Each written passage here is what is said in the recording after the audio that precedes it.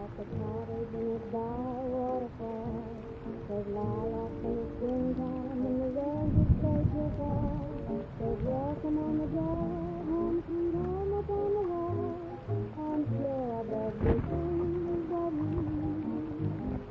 I bought a bowl of goldfish and they swim and everything. Canaries in their cages, they water here and sing. The telephone's installed and I'm just waiting for your ring. I'm sure of everything but you. The dog and cat, they don't know where they are. They're yearning for your company. The cat's all on, the little dog meows. Without you, said they're all upset the same as me. I thought about a failure, but that would never do. For when you think of failure, you know that's a thought for two. Now everything looks rosy, sure everything is blue. I'm sure of everything but you. I've been so busy, wait till you hear. Music will open your eyes. Everything's settled, I'll make it clear. Listen to the bishop call. The wedding invitations were printed yesterday. The kids around the corner and the parson are okay. The organist will start to sing the wedding march you play. I'm sure of everything but you. There's an open fireplace, gee, it would be nice. To be with you beside me would be just like paradise. But though the fire is blazing, still the world is cold as ice. I'm sure of everything but you. Hear the clock, it's really saying I love you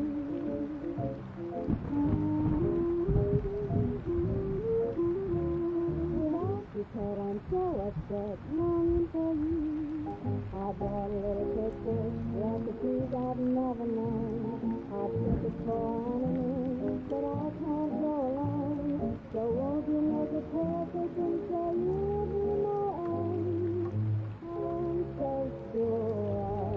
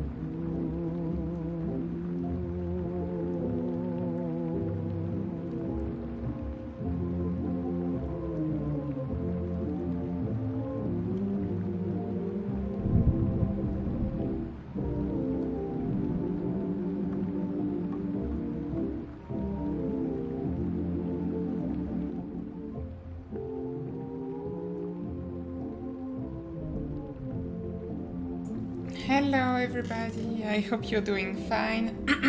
Today we're gonna cast games of the World Warhammer World Championship. Oh god, I'm a bit tired. This has been a lot today. I'm actually the referee of 5 groups, and the replays we're gonna cast today is mostly from my groups. There is one game that is from that Raptor sent me, so that's a different group, but most of them are from my own. And I'll try Friday, I'll do another like casting stream, and I'll do other things. Hey Spartan, Ludwig, and Lords of Cast, hello. Replays. Okay. So there is no way of knowing who won, okay? The name aren't necessarily the one that won, so I can show you that without too much difficulties. Do you see? Yes? Hello, copy feed. So, who do we start with? Also, I don't know how long I'm gonna stream today, because I start a bit late because of the referring memes. But, in case we go through all these replays today, and we need more, I have a few others that I haven't put yet in my replay folder, so don't worry, we have like tons of content. Hey Wag, love you too. So let's start with... Well, we have a lot of Von Karstein games, so let's start with Von Karstein, and we'll trickle some Von Karstein through the stream. Let's do the first state, Von Karstein versus Mary Mary. So, okay, also, this is like lots of people that join the WWC aren't like people that have played tournaments. Some of them haven't played multiplayer ever before, so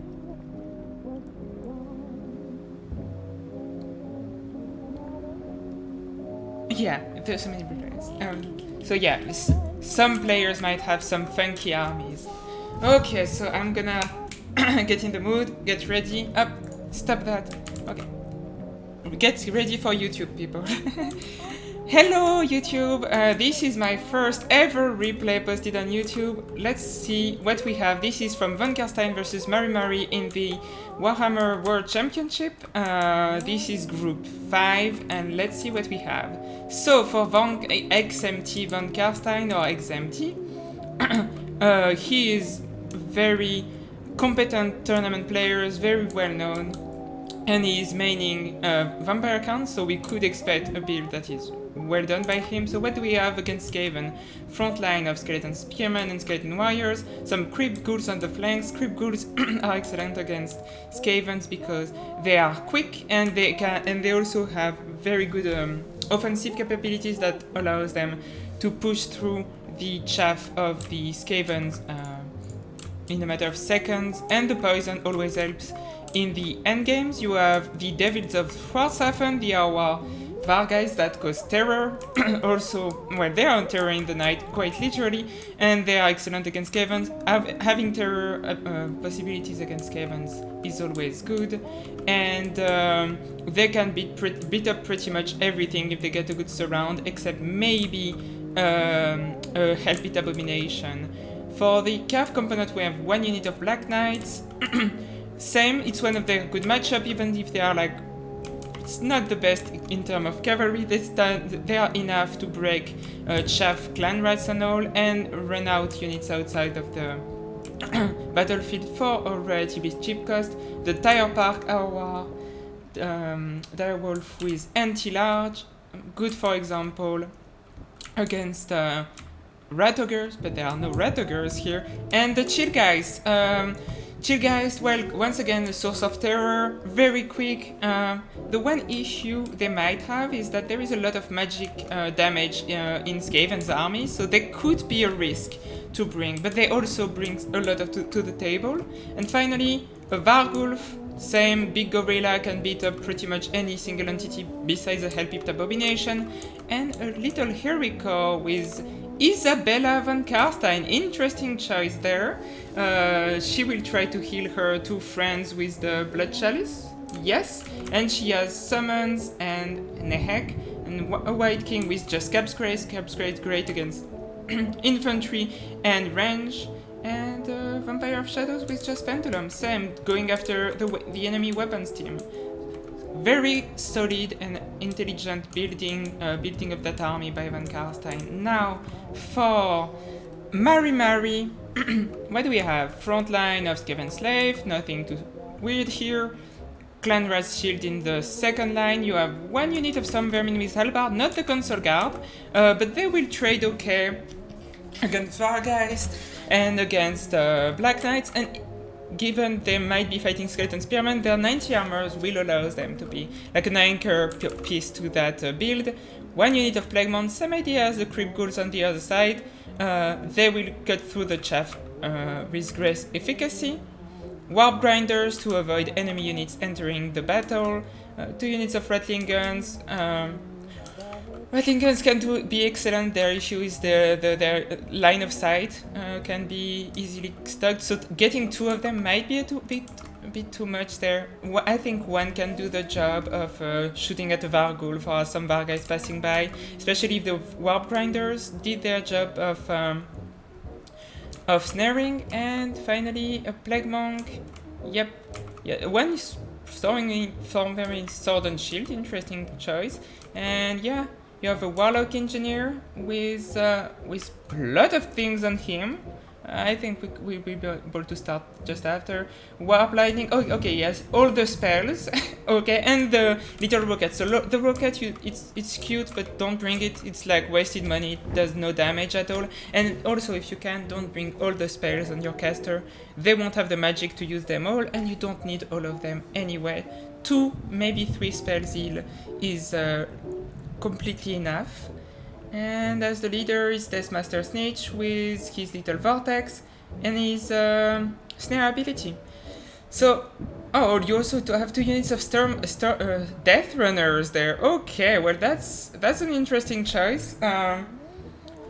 They will cut through infantry and the Thunder armor. The thing is they are extremely expensive and they can't really go to backline pressure like they could do in other situations.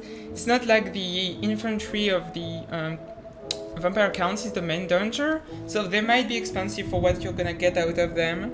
And yeah, one thing I changed in that build is like there is no mass at all, right? That could put you in some very difficult situations. If like they start pushing through with a Varghulf and things like a concept, and ooh, nice Pendulum there. Won't probably kill any model. Yeah, it has been nerfed. Honestly, it's okay. Like Scab's Grace now. Again, solid damage. And now you really need to react to the Devils of Schwarzhafen because they will start killing models out of your Rattling Guns instantly, especially after a Pendulum. And now there you go. You already lost 1 unit of of Rattling Guns. Please grind them. Warp grind them. Okay. So Warp Grinders do magic damage with their attacks and their abilities. So against the shield guys, they will be excellent. But yeah, the box of the Skavens is already kind of faltering. Like the front line of Skaven Slave is completely broken. The 2 units of the Plague Cloak Catapult and the Rattling Guns have been disposed of, and the mobility advantage is on the side of the Vampire Counts. So like there is a Dire Pack. These ones are actually already shattered.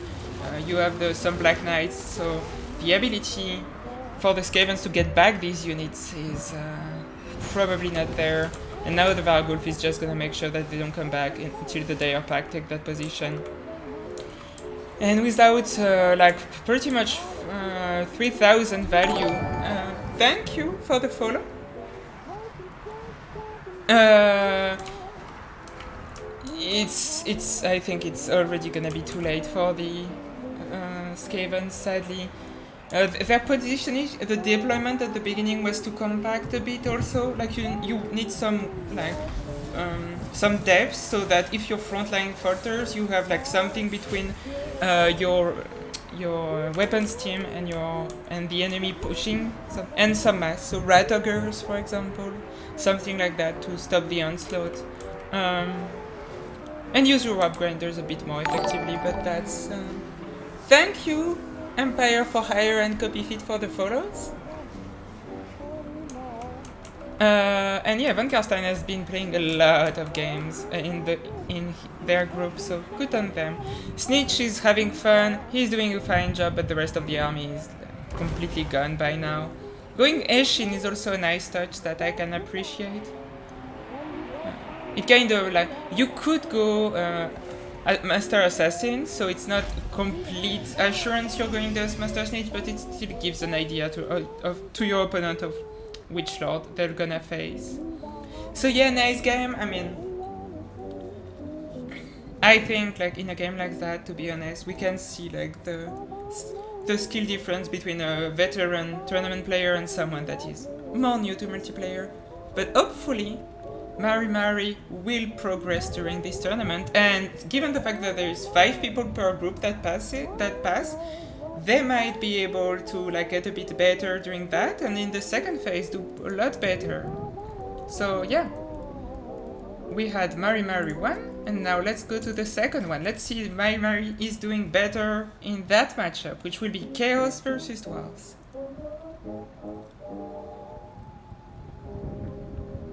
Viking, hey, I didn't download any of your replays. Today I'm just doing replays from my groups that I'm referring myself, so that's why. Okay. I don't know. I don't think. You know what? No YouTube intro for that one. I think the skill difference have been seen to be a bit too much for now, so I think this one will stay on Twitch, probably. So now for like the dwarves, you have front line of dwarf warriors and longbeards with great weapons. Can be like, yeah, it's pretty good against what you could face if they go heavy in the infantry corps, which is a possibility for Chaos, definitively. So you have longbeards, with great weapons and some dwarf world weapons that will trade. I mean, at least they will hold for some time. Front line of miners with blasting charges, maybe spread them a tiny bit more. And these are made to kill the Chaos Marauders. Iron Drakes. Okay, so in terms of positioning, you don't want your Iron Drakes here because there is a forest just in front that will like make their visibility not the best, so probably here. And also, Iron Drakes have I mean, they have 125 armor, but you don't want them far away from your line. Like here would probably be better than a bit more on the flank. Again, like getting a formation a bit more wide, a bit more squarish or rectangular would be a big help to avoid getting overwhelmed when the battle starts. 2 quarrelers with great weapons. Again, like one thing you might try to tweak is just pick the non-great weapon variant. The great weapon variant won't do that much better in melee anyway. So it's a bit of money you can like you can keep. Thorgrim Grudgebearer, you don't see that game a lot because it's expensive, but he's actually still very good. And he has his Oath of Vengeance and Stand Your Ground. So yeah, his debuff to melee defense could be useful against Manticore or against Sigvold, and the buff around it. He also has the buff. Wait, does he have? Yeah, he has all these buffs actually. He has Soul Seeker, you can probably cut that one. Grey Buck is excellent, it gives +9 melee attack to everything around, which for dwarf units that have good defensive capabilities but want the best offensive ones, it's gonna make a great difference. And hiking again, yeah, in endgames it's useful, but usually people don't focus Thorgrim, so when he's at like less than half HP, the rest of your army is dead anyway, so might be 200 you can also keep on the side, and 2 units of Slayers, so yeah. I mean, some slight things to change in a build like that, but and 1 unit of cannons. Again, your cannons position, not the best. Probably could kill some of your units if they start shooting, but I think it might be just obstructing. Yeah, it's obstructing the line of sight, so they are not shooting at all. A bit of an issue there. So yeah, getting for more wide formation would help, definitely. Maybe they go for what like real army were doing. I don't know history of battles at least, but in Warhammer it doesn't work too well. Frontline of Chaos Marauders followed by the Chaos Warriors with great weapons, best unit in the game. So yeah, they are gonna try to cut through. These guys are gonna accept the fact that they are gonna get blasting charges in the face at the beginning of the battle, and that's gonna be fine. That's where they are for. And then the Chaos Warriors can follow up and hopefully beat up the enemies. You have Prince Sigvold with just his armor. Yeah, he will beat any Dwarf Lord, except maybe Grumby, but I think he even beats Grumby, and basically he's cheap. An Exalted Hero, adding one more heroic guy to the battle. Not quite sure what the goal of him is, that Sigvold can't do, but yeah, he's there. A Feral Manticore, same, going after a high value target, going terror route, and he can also jump. It can also jump on heroic units if need be, and some the Demon Spew. Okay, Demon Spew trying to jump on the enemy range. Chaos Sorcerer of Fire with Burning Head. Oh, imagine a Burning Head in that position, and Fireball. And Fireball can be useful against cannons, but here the cannons are obstructed anyway, and some mobility with Chaos Marauder Throwing Axes, Marauder Horseman, and some Chaos Warhound to be a menace in the enemy backline. So let's start and see how it goes. The Iron Drakes managed to push back the Marauder Horseman, and now, yeah, the Marauders are gonna just advance and try to take as much blasting charges as they can, so that the Chaos Warriors Great Weapon don't have to. Chaos Warriors with Great Weapons, even though they have 100 armor, it still does a bit of damage, and it also puts them on the ground. They have to get up. It slows down your offensive a lot, and it breaks a lot of the charge advantages. Here, yeah. One of the units of Iron Drake is getting surrounded by both the Demon Spew and massacred by the Chaos Manticore. If there is not some Slayers on the Hot and Pursuit, I mean, even with the Slayer support, they should be going down. And now you have some Chaos Warhounds going after these Crawlers that I think might have been on skirmish mode, and these Marauder Horseman and this Iron Drake, and I think this is over for these three units, sadly. In the front line engagement won't go bad for the Dwarf, because with that number of infantry, they should be able to push back the Chaos Warriors Great Weapon in a vacuum. The issue being that it won't be a vacuum, and all the range capabilities of the army are getting shut down. These Iron Drakes are done. These Crawlers, I don't see them holding long against the Demon Spew. These Throwing Axes, yeah, I think they're just sacrificing themselves, maybe, so that the Manticore and Warhounds can finish that, or just a slight micro mistake. Here, yeah, these part of the front line are falling to the Chaos Warriors Great Weapons, and no more these Iron Drake. They will hold out a bit because they have very high armor against non-armor piercing units in melee, but they will never shoot again. They will not burn anybody on fire today. And now they're Burning Head, finishing that line, and I think this is gonna be the end once again, pretty quickly.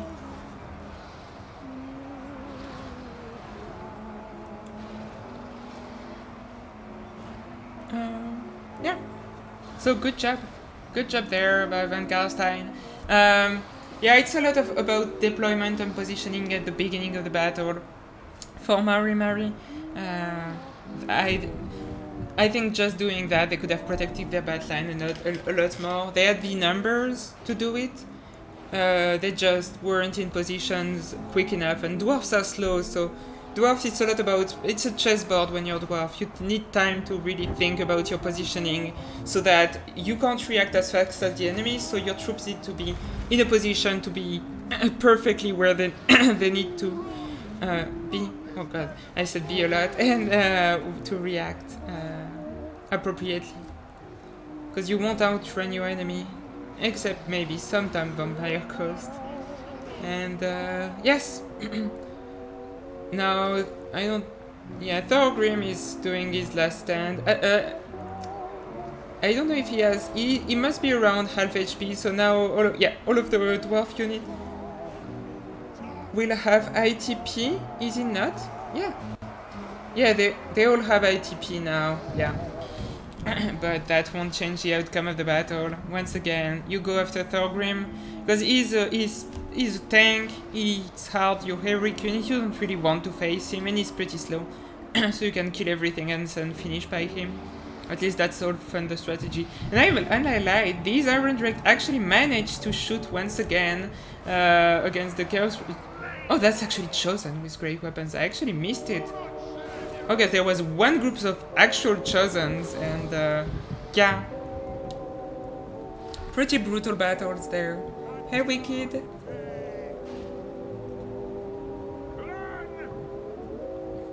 Tank, that's a disgusting strategy. But yeah, you could shoot your Thorgrim with your own cannons and trigger that at the beginning of the battle. That's actually not a terrible idea. I might do that myself now. You created a monster tank. Your replays for today are kinda boring. Aww. Well, it's okay, we're jumping to someone else right now. In another group, we're gonna do... Cambapero against Agony Twitchy. Okay. I haven't seen these replays yet because there are so many replays to go through, I just didn't have the time today, so... I'm discovering with you. I have no idea on the level of this player. I know Cambapero a bit, so and they are RTK, so I'm gonna assume they are somewhat decent in a tournament level. Jesus. And for Agony Twitchy, I know the Agony Duck, so I'm gonna assume they are also a somewhat experienced tournament player, but I don't know. We'll see, I guess. So, for who are you? Who's who? Now I'm confused. For the Unclean, damn, I don't know. That's Cambapero, I think. Hey Zootron, hey Cheese and Raptor. So, yeah, for Cambapero, you have a front line of Skaven Slave Slingers, good against well, in that case against Razordor, but usually you use them against spawn rushes. They will trade very cost effectively in that situation. Front line of Glominous Spears and Skaven Slaves, some Poison Wind Globadiers, short range, extreme damage on the enemy, especially large targets. So again, Razordors or even Butchers need to be very careful about that. If they don't get instantly crushed by flying Minotaurs running over the Skaven Slaves. You have the Console Guard Storm Vermin. These, I mean, when the box is destroyed and everything else is done, you just put your Plague Priest and Throat and one last unit of Rat Ogres on your Console Guard and hope that you can outlast the enemy with the Assassin's debuffs. 2 units of Rat Ogres for some mass, some more Skaven Slave and Clan Red Spear in the back, and 1 Doomwheel. So yeah, I mean, it's an army that is pretty decent, you have a bit of everything, and I think that's an army that... Thank you for the sub, Donger. I think that's an army that is meant for Spawn Rush, but it can fight pretty much anything. And here, on the other side, we have frontline of Goreherd. Goreherd trade cost effectively into Skaven infantry, and they kill them fast, which is also really important. They don't have the best staying power, so they need support. If they get start to get charged by a Doomwheel or Rat Ogres, they will flee really fast, but they will kill Skaven Slave in a matter of seconds and allow you to push to the second line of the enemy Onion. 3 units of Hunger Raiders, good against enemy ECM LP Abomination, good also against Rat Ogres, and basically against enemy large. That's mostly why you bring them, even though they could also outrange the Poison Wind Globadiers. 1, 2, 3, 4 units of Razor Goreherds, big charge impact. Their issue is after the charge, they tend to rampage and they only have 24 melee attack. So after that, except against Skaven Slave that have no melee defense, they will struggle to do damage, but on the charge they are a force to be reckoned with. You have the Butchers of Kalkengard, the War Minos that regenerate. I mean, and because of course terror, so they can kill rat ogres, and they can kill pretty much everything on that in that matchup, except maybe a hell pit. But again, no hell pit there. Garble, another unit of minotaurs with great weapons. Interesting. I usually go for shields just because 35 armor is so low. And as a leadership core, you have Malagor with Malagor, not a bad choice. You can summon a Cygor in the enemy rank, and you also have Valtide and Devolve. So Devolve for the hits to the enemy, the hits to the enemy morale. Yeah, -8 morale. So that against units that have very low morale, like our leadership, like the Skavens, it will work, and it can like create mass routes. Thank you for the 100 bits. Hello. Hello. Hello. I put the voice. And Valtide, good explosions, and Cygor summon another terror unit and a good SCM in melee. So yeah, Gorehurts, see, like no shields, 15 armor. Skaven Slaveskingers, having fun. Also, I didn't speak about Plague Priest with the summons. There you go. Gonna do a first summon to slow down the enemy units, and the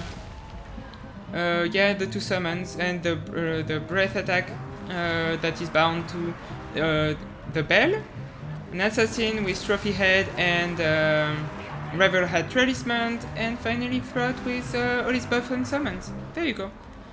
So the battle is gonna be on the way, and basically Skavens want to outlast that big rush of Beastmen. Beastmen, nothing they have has really a lot of sustainability, except maybe the Butchers and the Garble. All of the rest is really squishy, but do a lot of damage. So they need to do a lot of damage at the beginning. Oh, 1 unit of Harpy also. While the Skavens, their idea is to survive the as long as they can, and if they survive past at say 6-7 minutes, they probably will have 6 minutes. They'll have the game in their pocket because most of the rest will be out of steam. Frontline, yeah. See, like the Gorehurts, I pushed through a first line. Now they are fighting Poison Greek Gobeliers. You would still have 100 armor, so they can survive. If you don't like get a good line fighting all of them at the same time, they will survive. Here the Gorehurts killing more Skaven Slave, but now Throat terrorizing the Razorgore. Here the Razorgore herds are running too, and yes, 34 kill, but most of them were on Skaven Slave, so that doesn't necessarily mean much. Revel had Talisman and on all the Minotaurs with great weapon and Garble, so 0 attack, 5 attacks on these ones, 0 on the Garble. That's a very dangerous position. I don't know where the Butchers are. Oh, the Butchers are gonna fight the Console Guard if they are not micro right now, and they don't want that. Look at the damage that these Minotaurs with great weapon have been taking, and they can't really dish it back. Even with their bonus versus large, like it doesn't counteract the rival hat Talisman. Nice summon here by Throat around the Garble.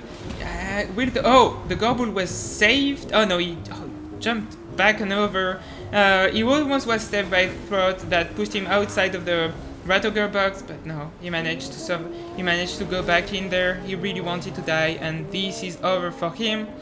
Here the Minotaurs with great weapon. Now, I mean, 1 against 2, sure, but they have way better stats than Rat Ogres. Like they could have had the chance until Throat arrived.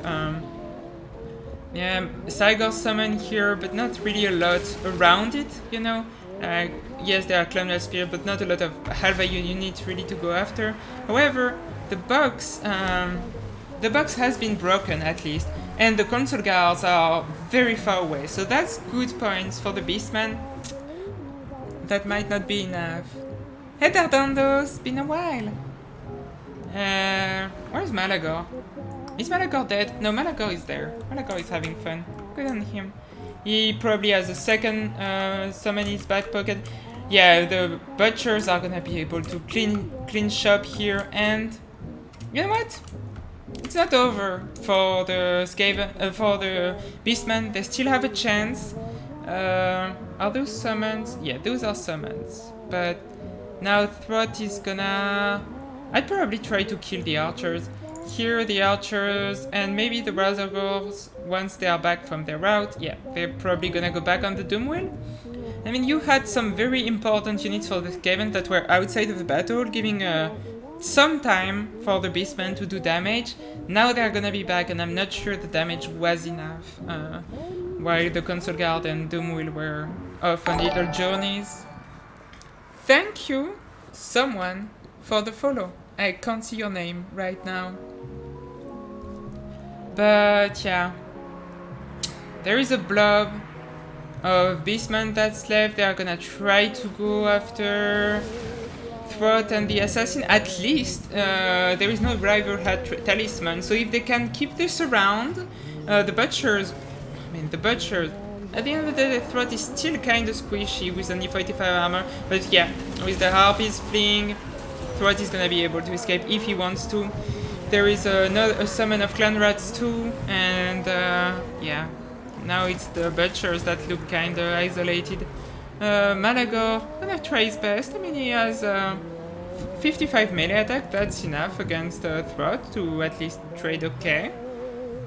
But everywhere you look, the Butchers, I said at the beginning, they were like what was holding, like that was had some sustainability. Besides that, some Razor Girls are coming back, doing okay damage on the charge. But now, I mean, they have 24 melee attack against the 26 melee defense of the Black Priest, so it's not gonna be the best. And the problem is, once the Console Guard is finally reunited with the Heroic Corps, with their Guardian ability and everything, the Butchers will have to flee and disengage. They can't stay on top of the Console Guard. So they need to like use something else to go after the Console Guard, but the Butchers need to disengage. Well, they will disengage by fleeing, so that's cool. Oh no, you forgot to And yeah, nice victory for Compapero. Nice victory for Compapero. You won 11 battles in a row? Nice. Oh no, I'm sorry. And also you're unlucky, because if you had told me that yesterday, we actually had people that dropped, and so we might have been able to put you in a group to replace someone, but I think it's too late.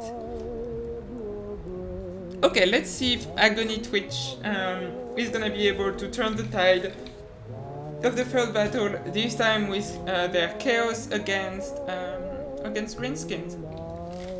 Compapero's army, I like them. Have apologized, it's going very well. What about you? Don't spoil, okay? For apologizing. If we get to your games, don't spoil. Up. Okay, so wait.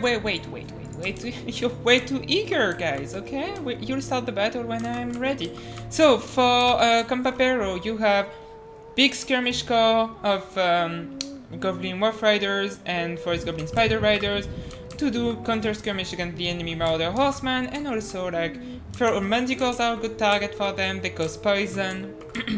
They outrange the enemy Marauder Horseman by 20, so it's kinda easy for them to micro. And even if Forest Goblin Spider Riders are quote-unquote slower than Marauder Horseman, with their poison they actually get to higher speeds. So the idea is gonna be to screen as much as possible with the shields of the Chaos Marauders.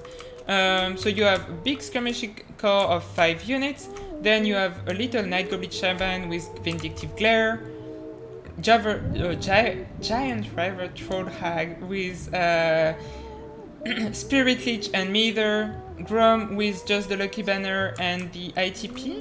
Yes, that's the ITP.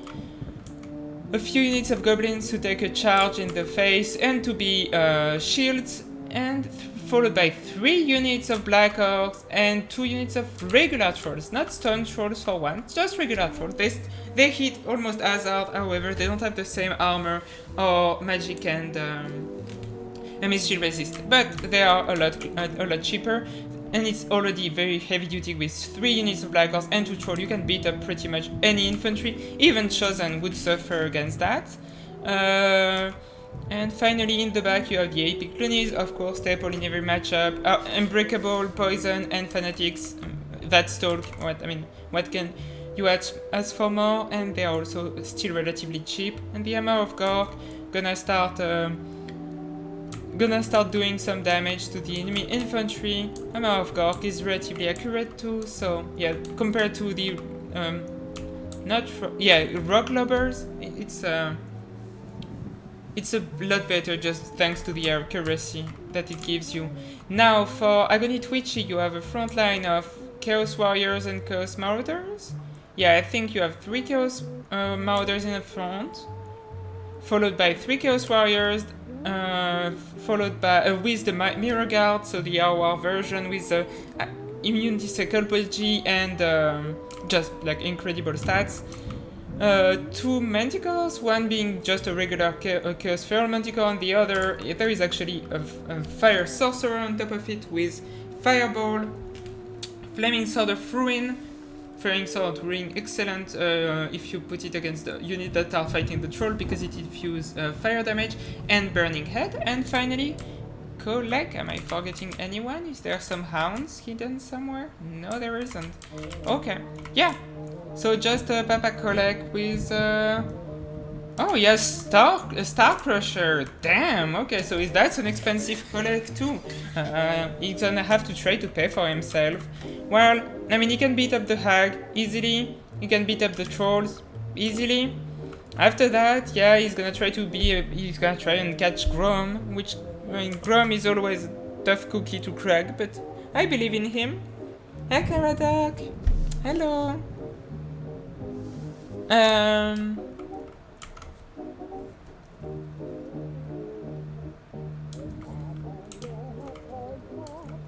So, now I can start the battle. So some skirmishing, the Chaos skirmishing cav has been waiting a bit, which makes sense.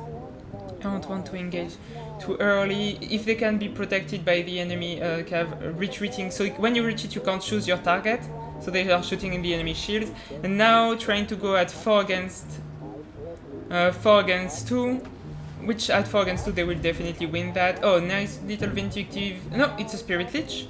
No Vindictive Glare. I was wondering why Vindictive Glare did so little damage, but no, it was just a Spirit Lich. Vindictive Glare might come later. So yeah, some like skirmishing. You don't really care. Like, these units are really cheap, even if they use their ammunition not always in the best way possible. It's, at the end of the day, they won't even do that much damage. So it's more about the volume of fire. It's almost all targets are okay for units that only cost 300 or 450. There are okay targets and better targets. Another Meter this time, and is it gonna be followed by anything? Was it on the ground and I missed it? Maybe it was on the ground, because there is literally no follow-up on the Meter. By the time the skirmish cav arrived, yeah, Meter is out. So attempt at the goon on the Hag didn't really quite succeed, and now the skirmish cav is shooting at the Chaos Sorcerer. Only 65 speed on that bad boy right now. And what is that unholy blob around Grom? Oh no! Oh, that's enough body to keep Grom into position, and with Star Crusher, I mean, if Grom dies, I'm not saying it gives the victory necessarily to Chaos, but that's gonna help a lot.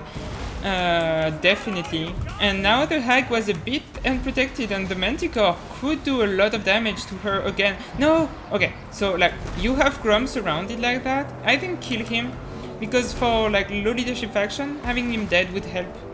Also, you're never sure, you could like not be able to chase him down, and like that's why I think finishing him, if you can, is a good option. But I understand also protecting your front line against the charge of the troll. Now getting after the Hag, really nice engagement there, and the Hag is gonna be down. So only Vindictive Glare from now on, and yes, she's dead. Damn, good job Manticore and Kolek. So yeah, for Campapero, no more leader at all. Like, there is like the little goblin shaman. I mean, he doesn't really count as a leader. Don't think the Black Orcs take too much order from such a scrawny little guy. But yeah, that's gonna hurt. And now the Manticore found him, even though he had stuck at the beginning, and I mean, they're gonna finish him. The Black Orcs are doing work, however, I mean, they will beat, even the Mirror Guard can't stand up to Black Orcs. They will hold longer than most infantry, but Black Orcs will cut through them. You need to reroute these guys there. And beside that, nice skirmishing corps. So the rest of the battle is honestly not going too bad. Some little damage to the Sorceress of Fire, but here goes Grom. No more Grom here. That's gonna be another leadership debuff to the trolls, for example, that already have a lot of morale. Like when you lose your lord, you have a leadership debuff. So yeah, that makes the job of Chaos a lot easier. Also, not having Grom just cycle charging your infantry for the whole game must be feeling so good. It's not often that you can kill a Grom that early. But what's interesting is Chaos, they kill Grom, but a lot of the battle is not going necessarily that well for them. Will it be enough to kill the enemy leadership? Because now there are a lot of skirmish cav coming back. The Black Orcs are just cutting through everything that is thrown at them. Collect will do fine against the Black Orcs, but yeah, here, like the 8 Piclunids were engaged against Chaos Marauder and Marauder Horseman, they will clean these ones too. And now, the Chaos Sorcerer of Fire might be in a dangerous position. No! Okay. Well, they could have killed them. I think they could have surrounded him and kept him on the ground, but now another Vindictive Glare. And... BAM! Okay, nice. I should be able to survive that one, but... too much other shot and that's over for him. Yeah, and if you look, I mean, you have Kolek, basically. You have Kolek on the Manticore. That could be enough. However, let's remember that Black Orcs have immune to psychology. AP Clunies are immune, are just like plain unbreakable. So the Terror of Kolek won't be that useful. Against the trolls for sure, but I think the trolls are almost a non-factor at that point. I don't believe they'll be able to do too much. These ones are gonna be chased out. Another Burning Head. Could be not too bad. Yeah, I mean, some nice damage there, but yeah, the Chaos Sorcerer is like trying to survive, desperately trying to dodge. On the other side, we have Kolek against the 2 units of Black Orcs. And soon the Epic Lunids that are gonna poison him too, so that's gonna be one thing more. All he's doing is Lord of the Mountain ability, the little, yeah. And that's did some, yeah, good damage on these Black Orcs. I mean, Black Orcs, they are immune to psychology, and they have decent morale being such an elite unit, but they are not, I mean, they are not dwarf level of morale. Elite dwarf level of morale, should I say, so they can still break in the right circumstances. For example, if their lord died after 2 minutes of battle. So, yeah, nice loonies there. I mean, I might have done a lot of damage to the Black Orcs at the end of the day, but good attempt. And here another Vindictive Glare in the Chaos Sorcerer, and I think the Chaos Sorcerer is dealt with. Now this Manticore is rampaging, and there is Chaos is reorganizing some of its forces, and given the fact that they had no support, the Black Horse took a lot of damage from Kolek, and now there is some more infantry, so that could be a problem.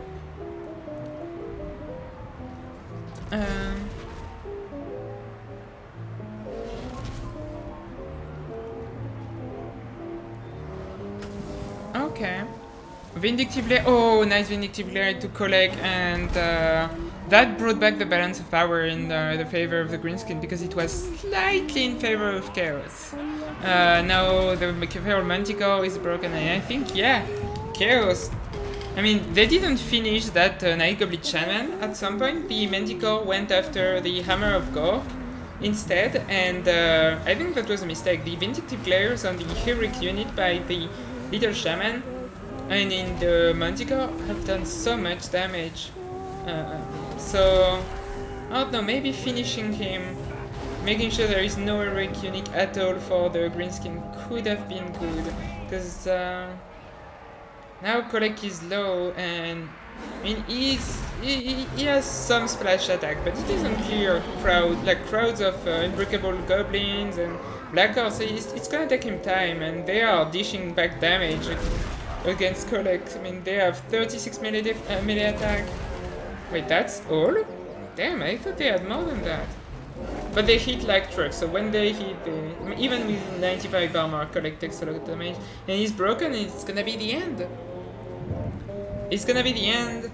It's not often that such beautiful gunning is ending in just a defeat like that. Great on the part of Campabero to keep his head cool and continue fighting, because losing Grom, especially Grom, that you kind of imagine being, unbreakable, and indestructible. I just send him, I don't think about him too much, I don't need to babysit him that much. Losing him and the hag so early, and then having a Manticore threatening very much his last magic user, I think, might have been really scared. But he kept his head cool and he brought it back at the end.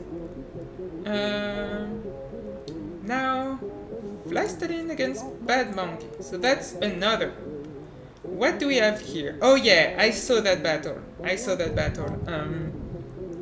Yeah, some questionable builds on both parts. Yeah, honestly, in Campabero's position, losing Grom and the Hag so early, I think mentally I would just have, gave up, to be honest. But yeah. Good thing he didn't, because he won that battle. Heck up, Bifid. Yeah, no problem. I say hey, I already said hey to you when you followed, no problem. So, let's look at the builds. So, for Britannia, this is a very hard matchup for Britannia. Doable, but extremely tough. Front line of Battle Pilgrims. Debatable, they cost a lot, and they will beat Miners and Dwarf Warriors, but they got 600, and they won't be the one carrying you. So, okay, 3 of them. 2 units of Monty Dioman Archers, actually not a bad choice. They can pocket the gyro bombers, they can be shot at, and that's not the worst. If they shoot at that and be annoying, that's also part of the usefulness of Skirmish Cav, is annoying your opponent, not just the raw damage they can dish, and also late game they can be used instead of Knight to make sure units don't come back. You have, of course, a lot of Knights. So what do we have here? Grail Knights, Knight Servants, Knight of the Realm, Questing Knights, and Response? No, Grey Guardian. Okay, so you have a bit of everything. Against Dwarf, if you want to go cavalry heavy, oui, je parle français. Knight Servant. I don't think you need Knights of the Realm for anything. Knight Servants could do the thing of cycle charging against the quote-unquote low level Miners and Dwarf Warriors. Grand Knights? Why would you necessarily bring Grand Knights? They are anti-large, they do magic damage, so first off, magic damage, that's minus 20% damage on all Dwarfs units. And yeah, they are so expensive. If gyro bombers or enemy artillery in general start shooting at them, I mean, that's so much value to lose. Yeah, exactly. Knight Errants I kinda like, and Questing Knights you can't go for them because they are anti-artillery, armor. They are armor piercing, but they are not my jam personally. In that matchup, usually I go infantry heavy actually in that matchup, but I try to avoid it by not playing dwarf. And by not playing Britannia either. That's 2 factions I play very little. Now for the leadership core you have Damsel of Life with just Earthbloom and Regrowth, I mean basic kit, and you have Response on a horse, sure, yeah. Wait, can you bring Response on foot? Hey Xavan! They do become better the longer the battle lasts, but it's really a heavy investment, and like 2 cannon shots and you can like, especially side shots, and you can lose like 1500 value.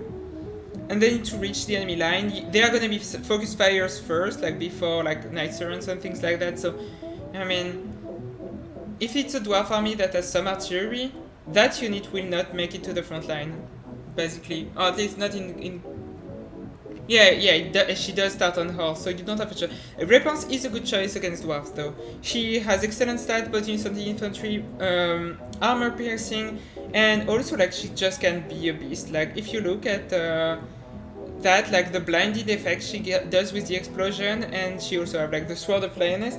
She's an excellent duelist, one of the best. I think she beats Sigvald 1-on-1, for example, or it's at least like close or tie most of the time. So she's a good choice here. The cav choice is a bit too much variety, I think, and a bit too much cav in general.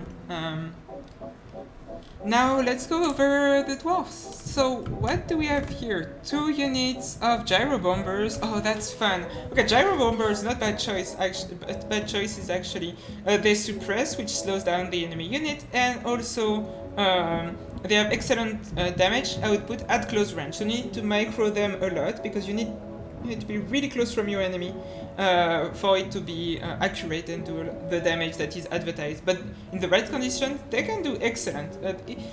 Every unit you don't see that much, but I think in the right hands, they definitely can do the job. I like that. What do you have in terms of front line? Not much. Okay, so pretty light front line of which is okay against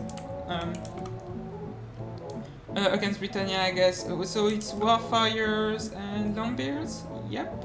Yeah, 2 Warfires, 2 Longbeards, just having some numbers, and then Quarrelers is great weapon. Again, like if you want, and 2 units of miners too. Actually, yeah, no, that's a decent number of infantry for the dwarves. I didn't see the blasting charges. I put them with the Quarrelers. Quarrelers are great weapons. Honestly, just don't bring them. Bring Quarrelers. Like base, you don't want your Quarrelers in melee, in endgame. Like honestly, like usually the enemy will just chase them down with units that aren't armor piercing anyway, that aren't high armor anyway. Like with that, you can, like if you cut down on the cost of these 4, these 4, you could have a full other unit of dwarf warrior or blasting charges or something like that. So yeah, just don't bring great weapons ever. And now you have the Goblobber. Again, decent choice. It does discourage ability, which is good against if you go after the enemy archers, which I think was the idea. Against the enemy archers. Also Quarrelers with great weapons, they don't have a shield.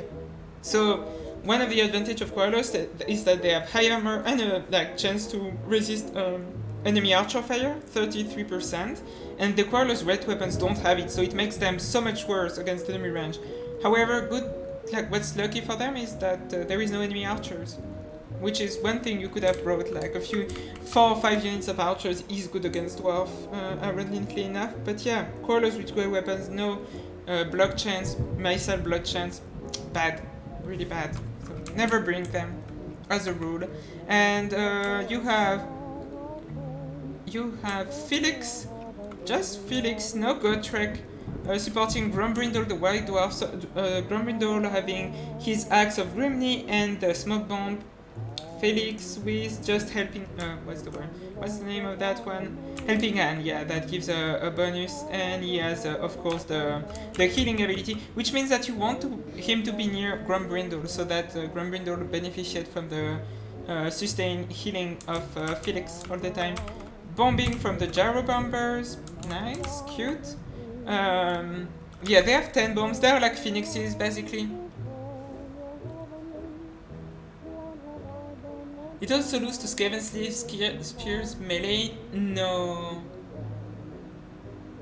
I don't think Quarrelers with great weapons would lose to Skaven Slave Spears. Maybe Clan Rats. Probably to Clan Rats, though. But yeah, the missile block chance is the big thing that you lose, and you pay more for them. So yeah, don't do that. So yeah, now the gyro bombers not using their fire. They are not shooting for some reason. They dropped bomb, but they are not shooting. I'm not quite sure why. Because they are in range. Okay, let's start the battle. Crawlers, great weapon, impending fire on the questing knight. Crawlers, yeah, that's why crawlers are decent. Is that great weapons? Oh no, they have good armor piercing for like archer units. They have 7 armor piercing, I think. So they will do fine. But yeah, without infantry support, getting a big fat charge in the face, that's gonna hurt them a lot. Here, yeah, I mean, the cavalry of the of Britannia is engaged across the board. They're gonna have to cycle charge, obviously, but and they will do fine. If you like, that's Grail Guardians. God, okay, Grail Guardians, okay, also, maybe. I'm so I should try them, honestly, to see what they do against WoW. The issue is like low model count. I mean, no, actually, they're not normal model count for cavalry, but they are so expensive, and they don't do armor piercing, and they do magic damage, so it feels counterintuitive, at least. Maybe it's very good, but I have my doubts. Here, the Knight Sirens are broken. I mean, it's normal. They are like 700 value. You don't expect too much from them. Knights of the Realm are pushing, and where are the Grey Knights? Yeah, Grey Knights are here. Okay, you need to finish that unit, the Goblobber, if you can. And they are gonna, yeah, try to bump and rebound everywhere. The cavalry for Britannia seems to be... they seem to be running out of steam, sadly, and getting pushed back across the board. Like, these questing knights are broken. Knights of the Realm are broken. Knight Servants are coming back, but they also were broken already once. And the Grail Knights are also like going down. They didn't pay for themselves. Like 625 value on a 1500 unit. The heal is gonna maybe allow them to come back from route once, but I don't expect much more from them. And yeah, I mean, the Grey Guardians, at least they don't die. I mean, Dwarf don't have good offensive stats, and Grey Guardian have 56 defense, so, you know, they do fine here. Reponse getting shot at while she was trying to fight Felix, not the best either, and I mean, the problem is the Battle Pilgrims haven't even reached the enemy front line. Gyro bombers shooting at them instead of the Gav most of the time. It's been an interesting choice, but sure, I mean, you're winning anyway, so it's fine. And Knights of the Realm, Red Guardian, 76 kills. I mean, I said I wouldn't bring them, but they are doing fine there.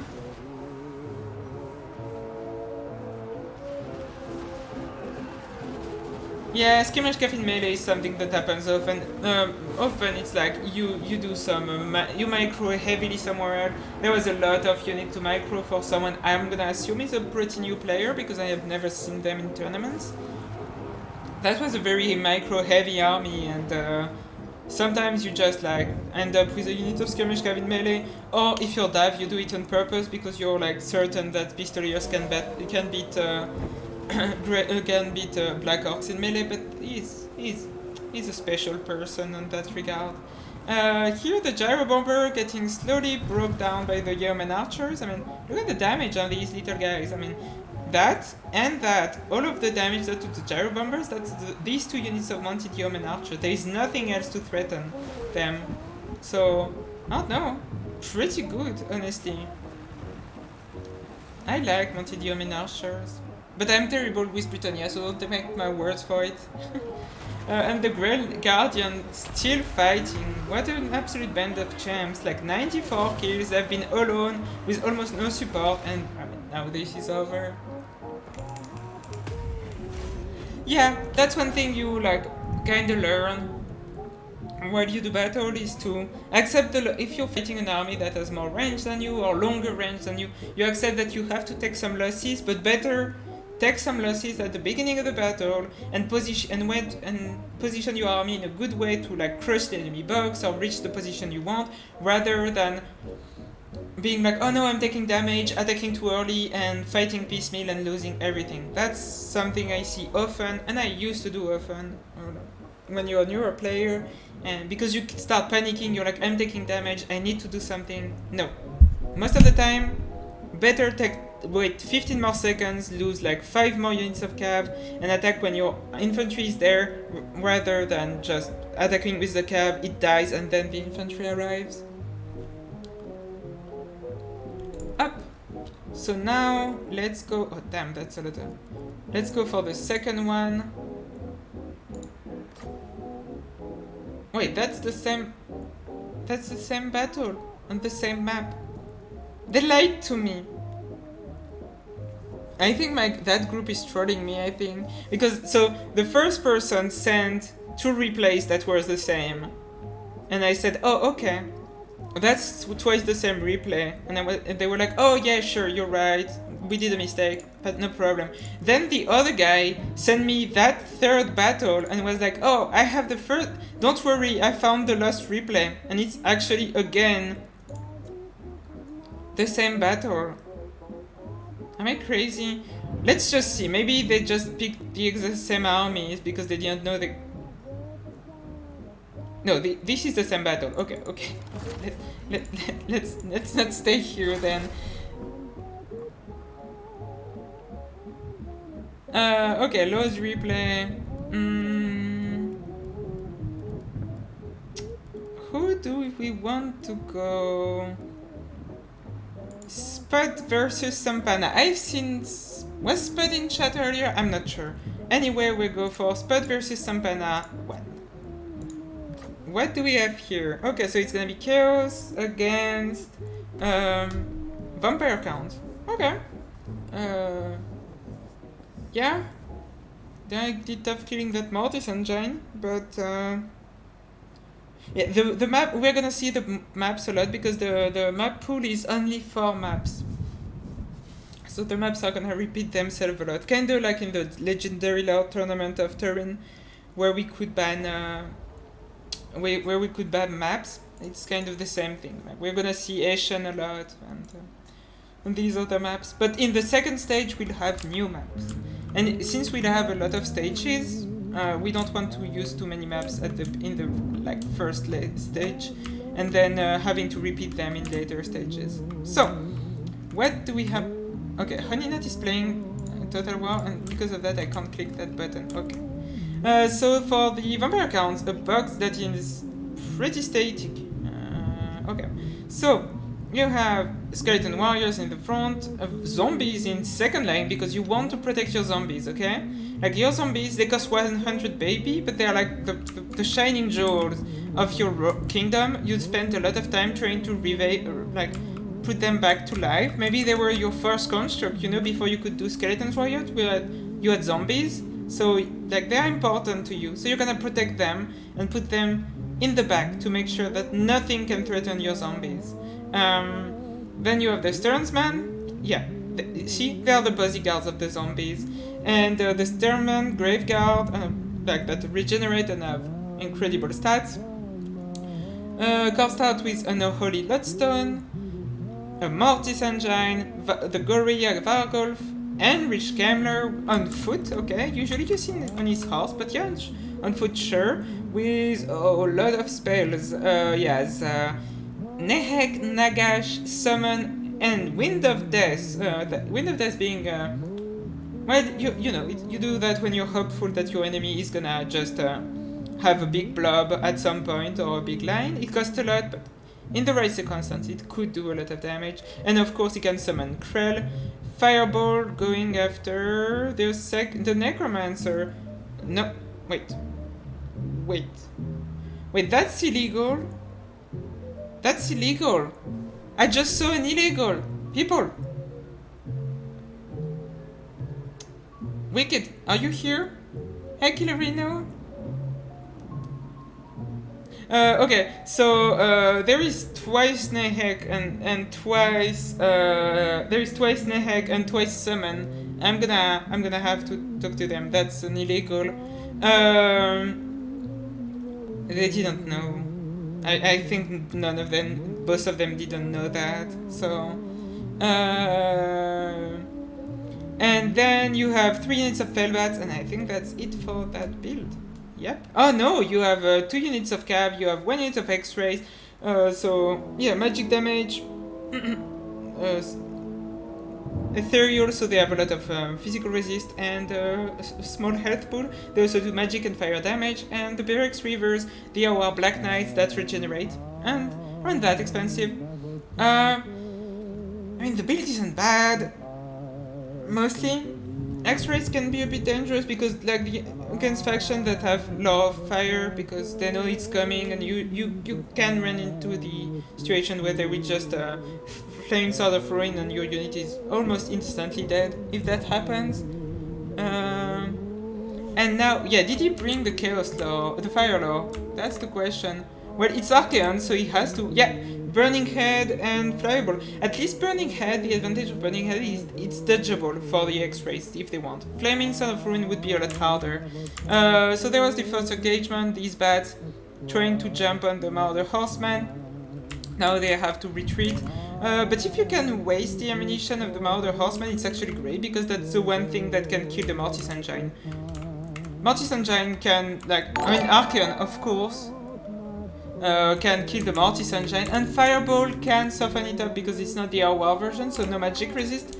But yeah, the Marauder Horsemen are gonna have to do a lot of work against the Mortis, and if you can, the more ammunition you make them waste, the better. 2 giants. Damn, that's not every day you see these bad boys. Chaos Giants especially. Look at them. They look in pain. They kinda hope they die, just to put them out of their misery. Look at that. Ew.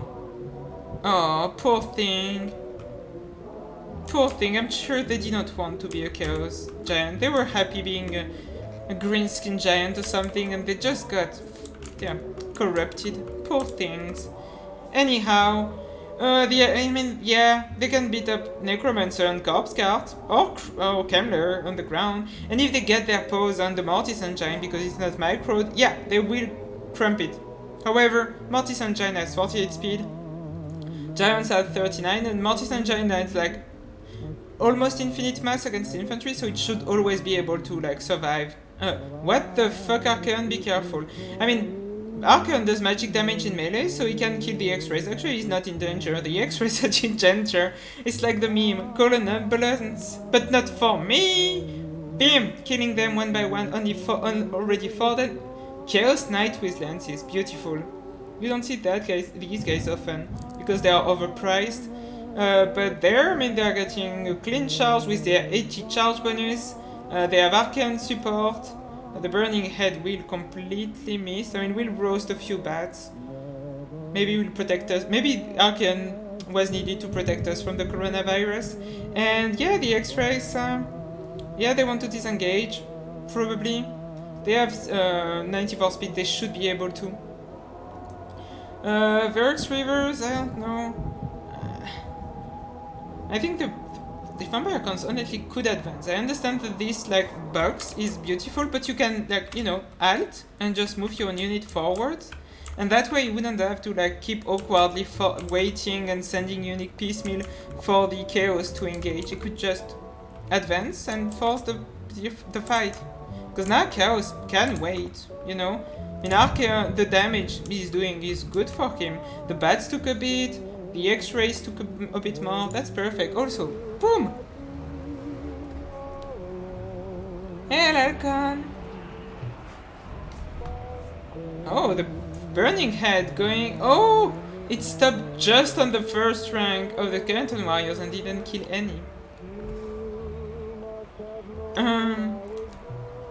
So yeah, if the red player wins, we'll have to like make them replay, because this is a clear violation of the rules with 2 summons. Oh no, the Berex Reavers are dying. Oh, well.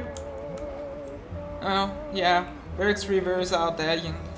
Bad for them. Poor things. a fireball into the Necromancer, did some damage, and yeah. No more Verex Reavers. That's a big loss, because these guys, I mean, one of their advantages is that they will survive a long time thanks to their regeneration, but I think like the Vampire Accounts player wanted to save the Hex Race, and to do that sacrifice the Verex Reavers, which was a choice. Chaos Giant beating up on that poor Valgor. Oh god! That poor thing! Another Burning Head gonna do a lot of damage to the Skeleton Warriors, and yeah, 2 units of Skeleton Warriors. One of them is already down. This is looking good for Chaos, honestly. There is so much that has been lost by, like, the mobility of the bats is gone. You should like turn off fire at will in these cases, because honestly you can kill the bats in melee, and that way you don't waste ammunition on that, and you need it for the Mortis Engine. So there is a clear advantage for Chaos. Now they need to capitalize on it and be able to kill that Mortis Engine. And other targets, but mostly the Mortis Engine that can just drain the Chaos Warriors with Halberd and everything else.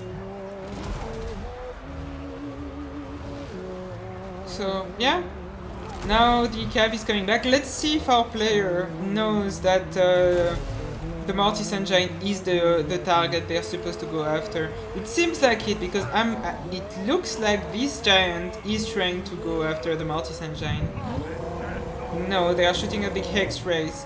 Well, so the X-Rays won't be the best choice. I think it's the X-Ray. I think it's the X-Ray. They won't be the best choice because you will do almost no damage to them with your Marauder Horseman, because of their like 85% physical resist or 75% physical resist. What the hell is that spell? Is Nehek that big? Oh no, that's Curse of Years. Oh, it's actually Curse of Years and not Wind of Death. Okay. Well, that will debuff the enemy. That's a spell you don't see too often, that's why I didn't recognize it. Because it's really expensive for what it does. Okay. Well, at least these Chaos Knights have low leadership now. Low melee attack for a while. Yeah, I mean, the Giants are taking good damage. Yeah, no, okay, now we know, now he's going after the Mortis Engine, but these two Marauder Horsemen are already almost at their, expended all of their ammunition. Another Burning Head, I'm gonna assume. Yep, oh, he's gonna roast all the zombies. No! The player was trying so hard to protect them! And now they're gone, just like that. But that's terrible. I hope the Burning Head kills a few Marauder Horsemen for the... Yeah, there you go. You got it coming, Chaos, after what you did to those poor zombies. And yeah, Mortis Engine still doing its thing, but now the issue for the Vampire Counts is, yeah, they need to regroup their two sides. Like here, you don't have a lot of infantry, but you have like heroes, and here you have some infantries, and the Mortis. Oh, the Mortis is dying. Charge of the Marauder Horseman in the back, and yeah. The Mortis Engine you want to keep on the move. Like you can't fight two giants, even one giant, like that. Like you will lose. You need to keep moving, and you do use bodies to protect you.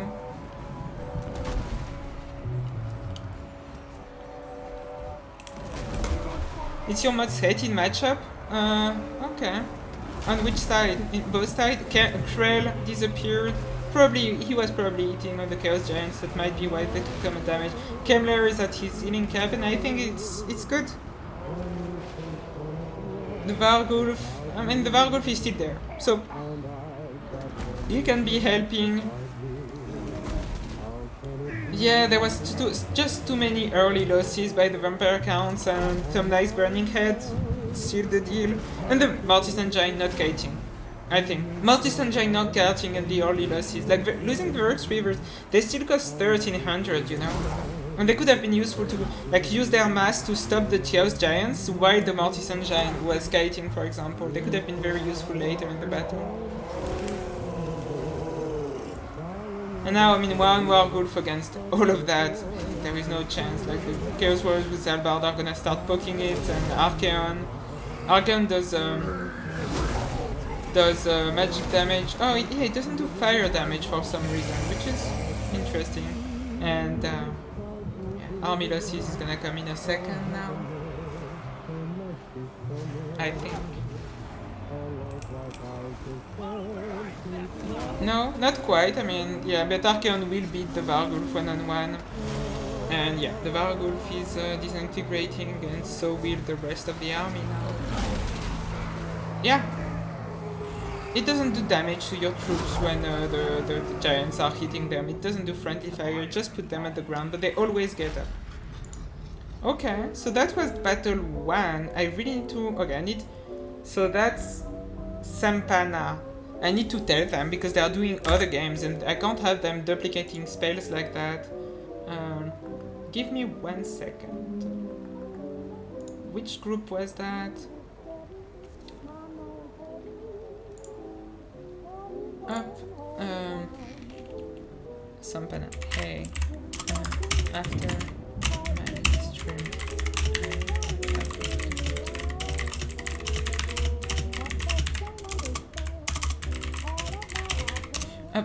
Okay, I just warned them that I'll have to talk to them and we can jump into game 2.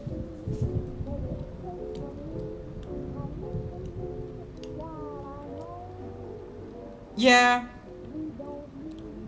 Oh, I will hydrate actually. Yeah, that was a really bad matchup for Chaos, but they did it. They did it. My vampire accounts did some mistakes, obviously. And now for the second battle, so this time... Wait. What? No, what's the... I forgot the name of the 2 players. I'm a... Sampana versus... Sampana... Does someone remember who he was? I won't say the word then. So for the Skelly Boys, you have a front line of Soulless Warriors, you have 1, 2, 3 units of Cold One Spear Riders. Okay. Big Air Force. Oh, I love that. I love that Air Force. Gonna be tough against that much kiting, but sure. I need to count to make sure that's legal, because that's a lot of range actually. But yeah, sure. So you have 1, 2 Pterodon Riders, 2 Reproducted, one of them being the Colossus Hunters, the Aurora version that can rampage and does anti-large instead of anti-infantry, and finally Tic-Tac-Toe with his Blade of the Ancient Sky, and he can do his little bomb. The bomb does good damage. You only have 1, but it does do good damage. King Priest of Beast with Summon of Manticore and Flock of Doom, basic stuff, and a Bastiodon with Solar Engine. Bastiodon with Solar Engine good against Scourgeoner Chariots, good against Manticore, for example, and even against Shades if you have to, and against Repeater Crossbow. But they are facing an army that is just range, and single entities. Okay, so let's count. You have 1, 2, 3 units of Scourgeoner Chariots, 1, 2, 3, 4 units of Shades, and wait, is that? No, that. Oh no, it's illegal by 3. Thank you for pointing that up.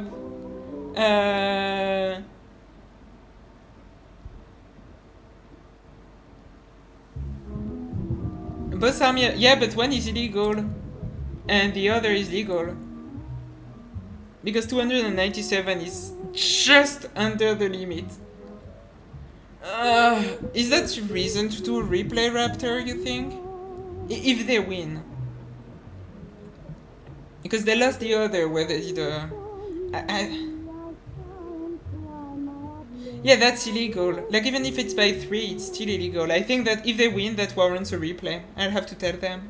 Okay, so you have 1, 2, 3 units of Scourgeoner Chariots, 1, 2, 3, 4 units of Shades.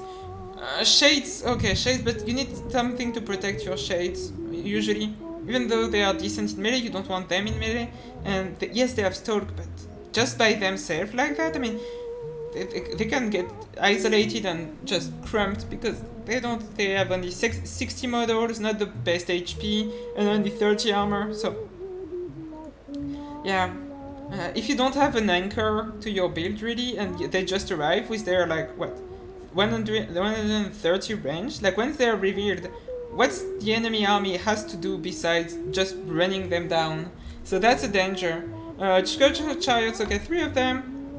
I understand. 1 repeater crossbow, okay. You have Sorceress of Beast with where they have the same spells loadout. Nice. Feral Manticore and a Dreadlord, sword and crossbow.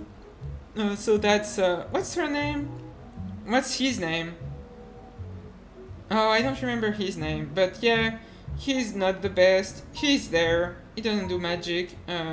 What's his loadout? Give me a second. Up. So yes, body Davkaro could do some damage to like Cav, for example, and the Foeseeker. And he done plus 10% reload skill. Yes, but you need to be really close to your troops, so. Yeah, no, I think it's like, even if it's by 3, you have to replay.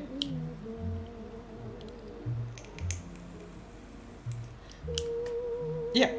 So if Dark Elf wins, they'll have to replay that game because they broke the army limit. I mean, that's their job to read the rules and know them.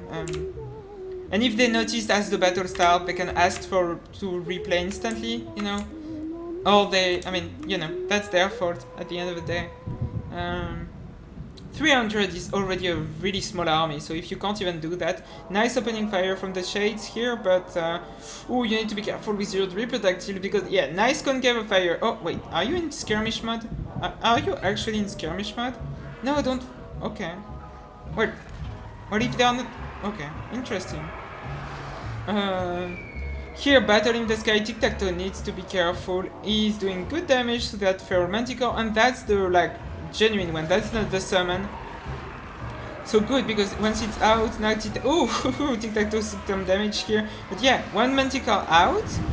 Big Battle in the Sky, honestly, in that battle. The second is a summon, and it's already on the verge of breaking. Flock of Doom won't do the most because it's like it's better against multi-entity units that have a lot of models. However, 4 Shades opening fire, oh, that could do a lot of damage. What is the Cav doing? Because the Cav can just go after the Shades. You'll lose some models on the approach, but you'll crush them. And the Dreadlord is already, yeah, it's over. No more Dreadlord. The flying contingent of the Dark Elves is completely gone. Like that Manticore might come back. These guys shattered, and yeah, now the Shades are just gonna get. Yeah, the Shades are. I mean, there is nothing they can do. The Feral ones are gonna stop them. Are they in skirmish mode? I'm actually starting to really question that. Especially for newer players, like, they might not disable skirmish mode, because I don't think their Shades are stopping to fight, they're just constantly trying to retreat. Are they? No, I don't think it's micro, I think they're just in skirmish mode. Okay, don't skirmish mode. Rule number 2. Except in very specific circumstances, never use skirmish mode. So these Shades are broken, these Shades are trying to escape. The Scourger Chariots went in melee against Cold One Spear Riders, which is not what they want to do. But they're gonna kill some models like Kiting, however they risk like they don't want to be stuck between the Sauruses with a lot of mass and the Cold One Spear Riders. I don't think they can push to 2 units like that. If the Spear Riders keep pushing, that will be their doom. Yeah, I mean that Manticore is shattered, these Shades are too, these ones are almost broken, and now, yeah. Now it's over. 2 of the 3 chariots are broken as well, and this is gonna be the end of that battle.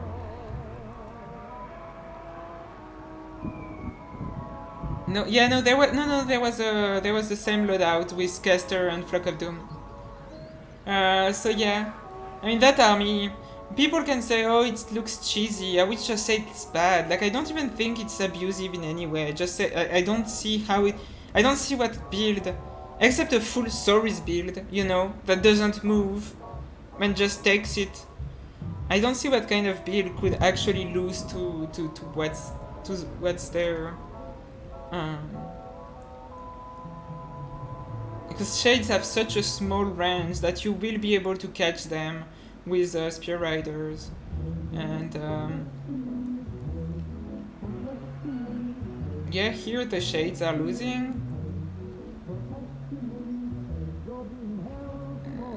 I think the one thing holding the army together is the fact that there is still like the Sorceress of Beast, so that's one caster, and casters count for quite a lot on the balance of power, so it's maintaining it slightly, but it's getting closer and closer to army losses. And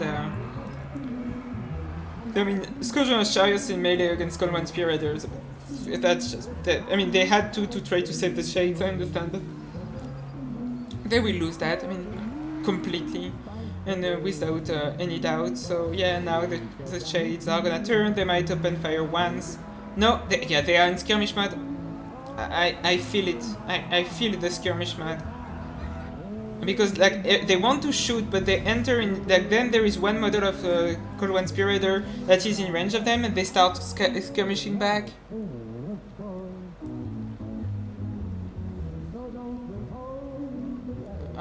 The second summon of Manticore broke this unit of Reproductiles, good, so that saved that one unit of Shades, but yeah, I mean, oh, it hurts me to see people using skirmish mode, actually. It hurts me so much.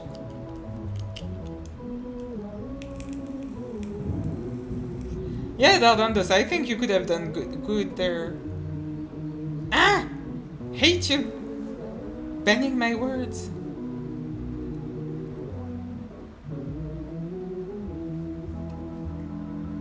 Skades in S-word.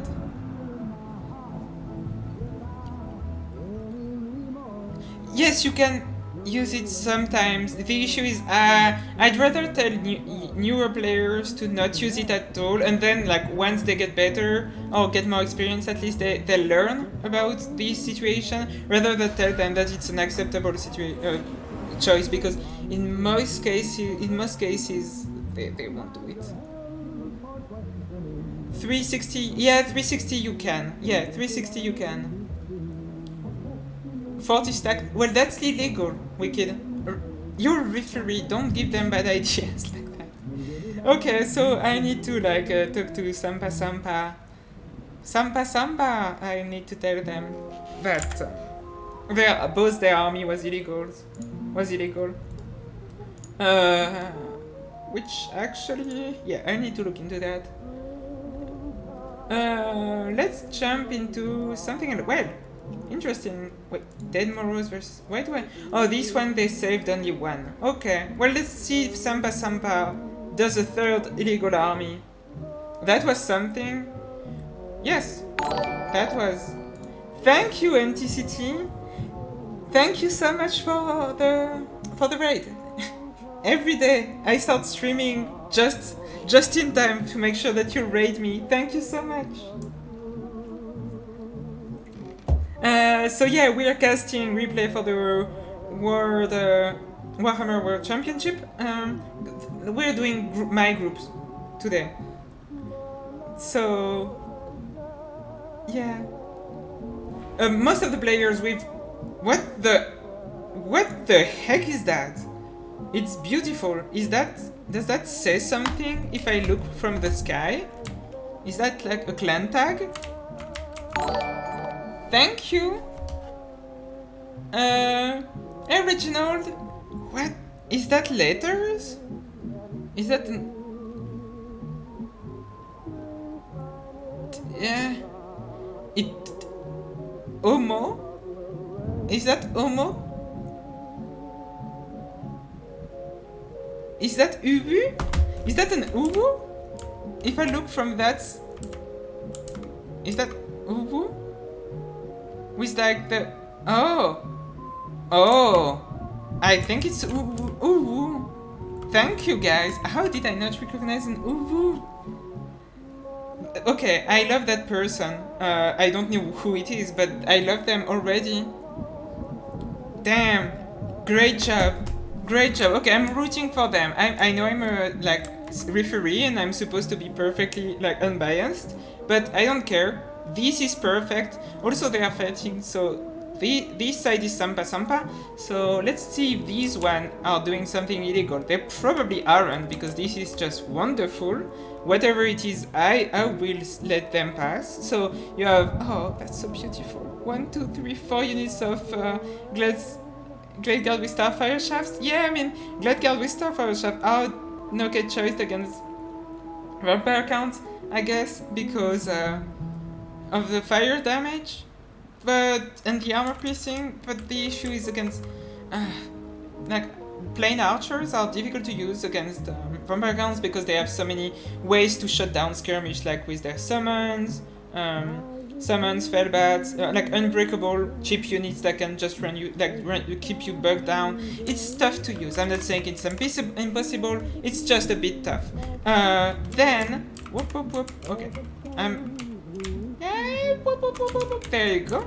So you have your 4 units of Starfire Shaft. They will be protected by a lot of infantry though. So when you have 1, 2, 3, is that all Eternal Guard? Yes. How many? Oh no, that's illegal too. That's so illegal. That's 8. Wait, that 1, 2, 3, 4, 5, 6, 7. 7 Eternal Guards, none with shields. This is illegal. This is Ubu. And I said that lets them pass everything. But this is deeply illegal. 1, 2, 3, 4 units of Glade Guard Riders with Starfire Shafts. You have a Glady with Prayer and Fanathrema and what's the name of that thing again? Hour of Kornos, and Spellsinger of Shadow with Pit of Shade. Thank you. So wait. Let's just make sure. Yeah, it is Pit of Shade, Penumbral Pendulum, and Miasma. You also have like Smoke and Mirror, which is interesting. Usually, it's kind of a waste of money because it's not always easy to use it when you need the 12% more speed, but it can be useful. It's not that expensive if you have a bit of leftover money. But yeah, don't go for it if you don't necessarily need it. And yeah, 4 units of Starfire Shaft. On the other side, is it legal this time, Sampa? If it's not, I'll be very angry at you. That's 3 battles in a row. So let's see that. 3 units of Fellbats, then you have a big box of Skeleton Warriors. Again, okay, so that's someone that really cares about his zombies. I was memeing about it last time, but again, the zombies are the second line. You protect them with everything else, and when everything else dies, then and only then will you engage your zombies. Stearnsman in front of them. Is that exactly the same build? No, this time you have 2 Varguls. And again, Kemler with everything? Oh god, that's so many spells on Kemler, he must be so expensive. And he has the same Cav combat. Okay, so what did he cut to get the second Vargul? Oh, he doesn't have a Mortis. Yeah, he doesn't have a Mortis engine. Thank you. Okay, I'm gonna quickly go there and look at, because there was a lot of follows. So you have Rafter Sora, thank you for the follow. Same for Futcrup and Marcin Cabbage. Thank you 3 for the follows. Thank you very much. Did he chevron them? No, he didn't chevron them. Okay. And so same cavalry regiment that as last time, X-Race and Verex River. Let's hope this time he doesn't just, throw the Verex Rivers away. No, be careful. They will poison you. They already run faster than you, and they with poison they run faster than you too. Oh no. No. Oh well, if they are not microed, there is a clear chance. Wait, is there? Let's just check something quickly. There is Necromancer, and okay. Well, both armies are illegal. This is a replay to be done, and also I think Sampa might be disqualified, but I need to make sure. Because I think if you do twice an illegal army, it's DQ. But I will check. So Yeah, the Eggbane tips are... Oh, look at the damage. Yeah, because they do magic damage. Like... The X-rays are gonna be dead. And... Oh! If they manage to catch them... Okay, when they will manage to catch one of them, Verx Reavers need to get into position. And with the support of the Fellbats that have 110 speed... No. Yeah, no, they managed to escape, mostly. That's such a good trade for the Wood Elves. Such a good trade, honestly.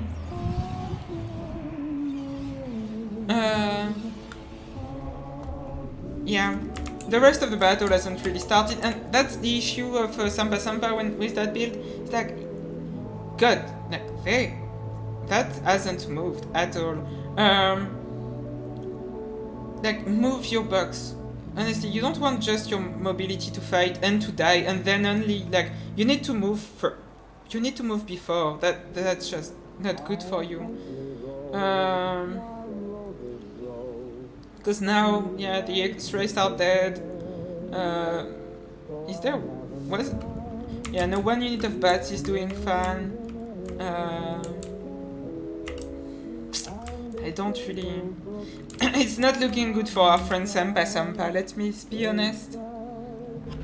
Oh, Pit of Shade! I mean, Pit of Shade into skeletons. That's kind of a waste of magic. But I don't think it was overcast. It might have been over... I hope it wasn't overcasted. I never did a Pit of Shade into Skeleton Warriors, so I don't do the amount of damage it's supposed to do to them, but even if it wasn't overcasted, that's such a waste of magic. Understandsman? Sure, you know. Okay, Understandman, like I defend it, but... maybe you can save your X-rays with, like, the Unholy Lodestone and the Necromancer, you might be able to survive, but... Even if you manage to stabilize them, yeah, they stabilize them and they're gonna take back their HP. And even if you do, like, I mean, they are not gonna be able to do much during the battle. And same with the Verx Reavers, like your CAF contingent is, I mean, to all intents and purposes, offline.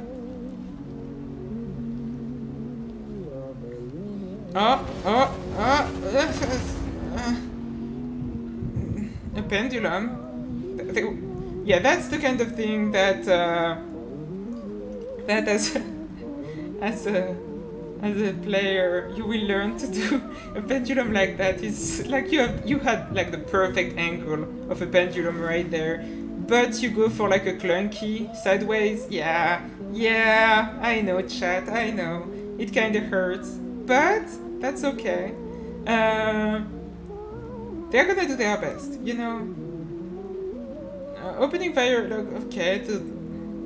I mean, right now he's also breaking the attacking rule. This is okay.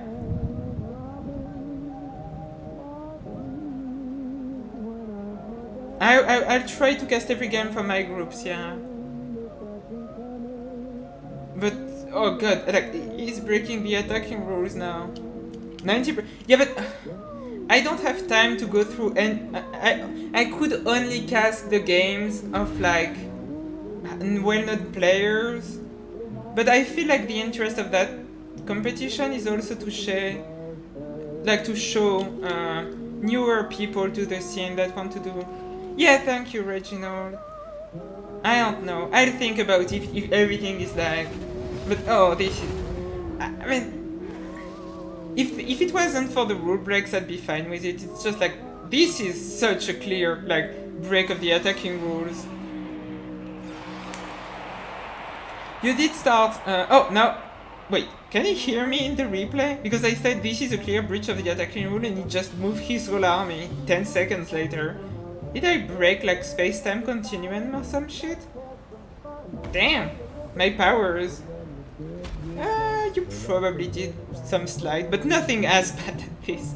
This was some really bad rule breaks there. Oh. And I mean it's over at this point, right? Like, the Cav is dead, mostly. I mean, here, what are they even? Yeah, I mean, they are charging head first into. Yeah, it's gonna be a redo. Yeah, it's gonna be a redo. Yeah. I mean, I think some people might actually be disqualified if they do things like that. I mean, you're supposed to read the rules. We have been clear about that. So, like, if all of your replays are just like constant rule breaks, I mean, you can't have your Eternal Ganon skirmish, so that's saving them. Rules are long. They are not that long, okay? People don't like reading. Yeah, well, you know. I'm fast forwarding because this is over. There is no way the vampire counts come back from this. All of their like important units are mostly dead, and there is still range units available for Starfire Shaft. They still have ammunition, so yeah. People don't like reading. I mean, I don't like reading, but I read the rules to be a referee. So yeah, I mean 9 minutes. They just but they don't know how to kill each other. I think that's the issue, you know. Some rules are not that yeah, but the attacking rule, I think at this point, like when they say you need to be repositioning, he wasn't repositioning, you know. And the Sternsmen are still there, and this is the end. Damn, that was yeah. Okay, so this is okay. Both are so it was Dead Morrows versus Sampana. Okay, I need to like okay. I'm gonna up. I need to talk about that with them because damn. Okay, let's go with Von Karstein. Okay, Von Karstein, I know Von Karstein. Oh, apologize, you're there. Let's see you. Let's see. You've been judging your little comrades of the referees, the groups I referee. Let's see what you do. How much rule breaks have you done? Okay, let's look at that. No clear rule break. Oh, no caster though. That's okay. That's not a rule break, but that's a mistake.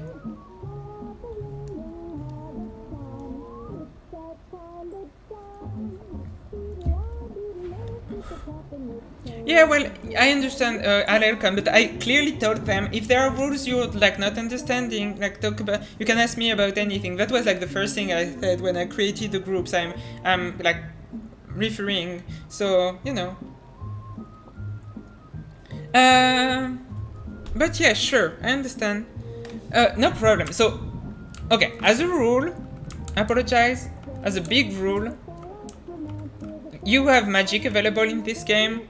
Even if you're not quite sure how to use it, sometimes you don't use it on the right units, like that bit of shade or whatever. It's always better to have magic. However, don't bring all the spells. Like, pick 2 spells. If you don't know which one are the best, pick 2 spells at random, okay? If you don't know what to do. But pick 2 spells on a caster that you think will serve your purpose and use them as much as you can until your caster is dead, and you'll get so much more value than whatever unit you're replacing your caster with. Okay, so let's go over your army. This is a pretty medium-sized map, but very flat, so artillery is not a bad choice here. What do we have? Mortars, and Hellstorm Rocket Battery. Okay, so a lot of anti-infantry damage. Again, it makes sense against them, but the thing is, you might run into the issue that mortars, they're usually used more against range units than against melee infantry in most cases. Or then they can be used against like elite melee infantry, because most of the damage your mortars will do is between that point and the point they enter melee with you, because you don't want to shoot on yourself. So if mortars shoot on orc boys, for example, they probably won't do enough damage to pay for themselves by the time the enemy reach. While if they were shooting at archers, for example, where the archers will stay further away, not with your troops on top, so you can keep shooting at them. That's why mortars, if you want to face range-heavy factions, basically. Then you have the Hellstorm Rocket Battery. Well, if you want to go Hellstorm, I'd advise you to go for the Arwar unit. Why? well, the Aurora unit cost a lot more, but they actually shoot so much faster. So, like, this one has 22 ammunition, it will use pretty much half of it by the time the battle is finished, while the other will have used almost all of its ammunition by the time the enemy reached your line. And you could have, like, so one Hellstorm rocket battery, why not? Against Greenskins, you could go cannons if you want to, or maybe, if you don't want to go cannons, you could go not Hellstorm rocket battery, but Hellblaster volley gun that have shorter range but do a lot of damage output. These are better artillery choice against greenskins most of the time. I mean, there must be counterexample and builds where they are like very important, but most of the time I'd say it's a good rule to think of it like that. 2 units of Huntsman, nothing to say, pretty solid. Halberdiers, yep, Halberdiers, they have charge difference versus large or versus all? Just versus large, okay. And some Spearmen at the flank. I would actually switch things and put... You might want your Halberdiers as the second line because they cost more, so you won't want them to take the charge of the infantry in the face at first. If possible, you want them to keep them a bit behind, so maybe 3 units of Spearmen and like your Halberdiers on the side, something like that. Then you have 1 unit of Handgunners. Yeah, they will retreat to the line, no problem with that. 2 units of Outrider grenade launcher, so you have a lot of anti-infantry. And I understand, like, Greenskin infantry is scary, but that's a lot of anti-infantry in your army. And finally, Warrior Priest. That doesn't replace a caster, but at least he has some nice abilities. You can bring both. Shield of Faith, Soulfire, and Hammer of Sigmar, with the fire-giving ability, which can be useful against trolls for sure.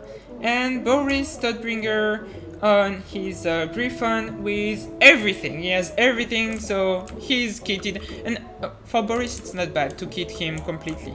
Now, for Von Karstein, you have some Forest Goblin Wolf Riders, Forest Goblin Spider Riders, so a small skirmishing corps to go after your skirmishing corps, obviously. Front line of goblins and the Aurora goblins that have fanatics and are unbreakable.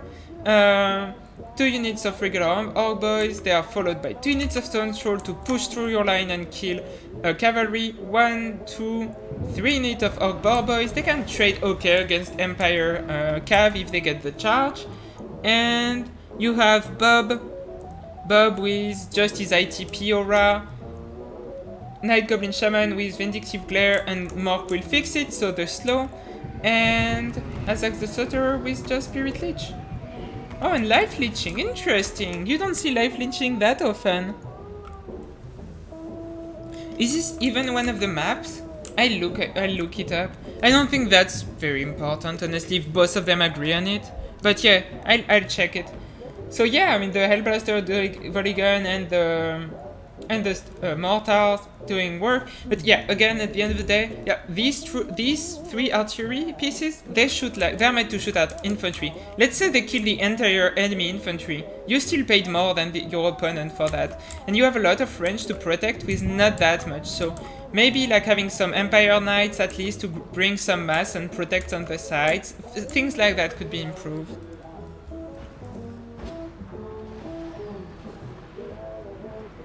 Oh, okay, Von Karstein. It's not a big deal, honestly.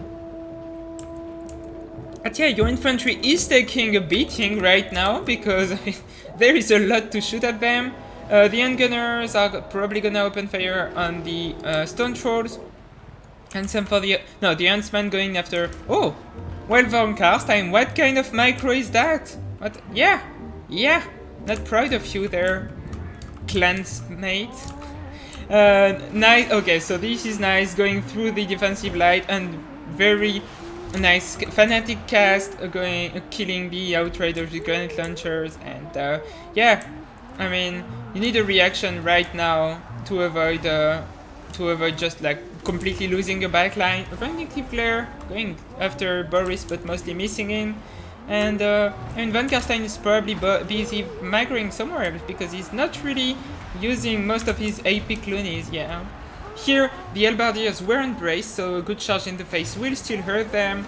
And I mean, Bob plus Trolls, even with the support of a Warrior Priest, this Spearman couldn't hold. And yeah, this is the Handgunners are still shooting. They will do some damage, but the problem is the front line. I mean, the box of the Empire is threatening to crack on all sides. These Halbardiers are on the verge of breaking. Here it finally broke, and there is a second line of one Halbardier that's gonna try to stop them, but the mortars are getting compromised on that side. Here Azag needs to be careful because Boris will give him the business. Boris is a better duel, especially with his regeneration than Azag, better duelist. And yeah, now I mean this is just greenskins everywhere. The huntsmen are fleeing. The handgunners have been able to stay okay until now. Are they in skirmish mode again? No. Wait. Are they? No, they were just... I'm confused to what the... Apologize. Are they?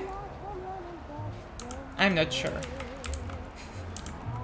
And now Boris is getting surrounded. I mean, he needs to do something, and yeah. You might sometimes want to try to go after like units that are a bit isolated to try to terrorize them, maybe, but I think this is... I mean, this is gonna be very tough. You can also not engage right now because you still have multi-entity models. Try to save, but maybe your handgunners, there is so much mobility and you have no melee cav to support, really. Like your outriders, I mean, they can stop the charge, but they will die. They can't dish back any damage in melee, so can't protect your handgunners now, and I don't think the Empire has any chance to survive this one.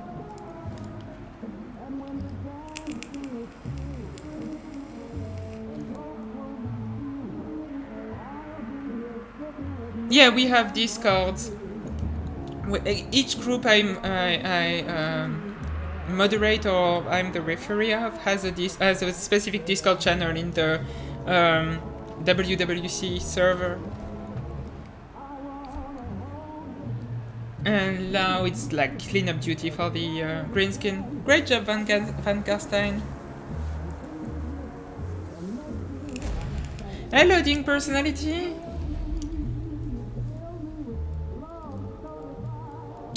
Okay, we're gonna watch the second one now. Okay, so this time it's Van Karstein with the Empire. So Van Karstein didn't use his vampire counts at all in these two matches. And let's see what we have for Apologize. Well, again, it's gonna be tough to defend that much range, but with Noctilus summons, you could do it. And this time you have a caster, so it's already better. Okay, so let's go over Van Karstein's build. You have 1, 2, 3 units of huntsmen. They are good against Mongols. They are good against enemy artillery once they get in range, and against the enemy range because they outrange anything that I mean, besides deck gunners and cannons or mortars like artillery. Handguns are outranged by huntsmen, so they are good against crabs. They can do a good job, basically, in that matchup in general. Silver Bullets, Talk, and 150 range, which is a tiny bit more, and also incredible damage output for these handgunners. The magic damage isn't that relevant most of the time against Vampire Coast, but it could be against certain units. I can't think of one, but there must be... I mean, of course, yeah, it can be very useful against Sirens, for example, or I lost Tried So yeah, there is definitely very good opportunities for those guys. So you have a front line of Spearmen with shield, you have some Swordmen, the Sigmar Sons, definitely always a staple in most matchups. 2 Knights of the Blazing Suns, great fire damage is useful, magic resist is good, and they have, I mean, they are one of the best shots, maybe one of the best shots, not one of the best shot I have of the game, but at least very solid. Bright Wizard, always, fire magic, always good, against Undead Faction with Burning Head and Fireball and the Stone of Power. An Empire Captain, naked, nothing on him.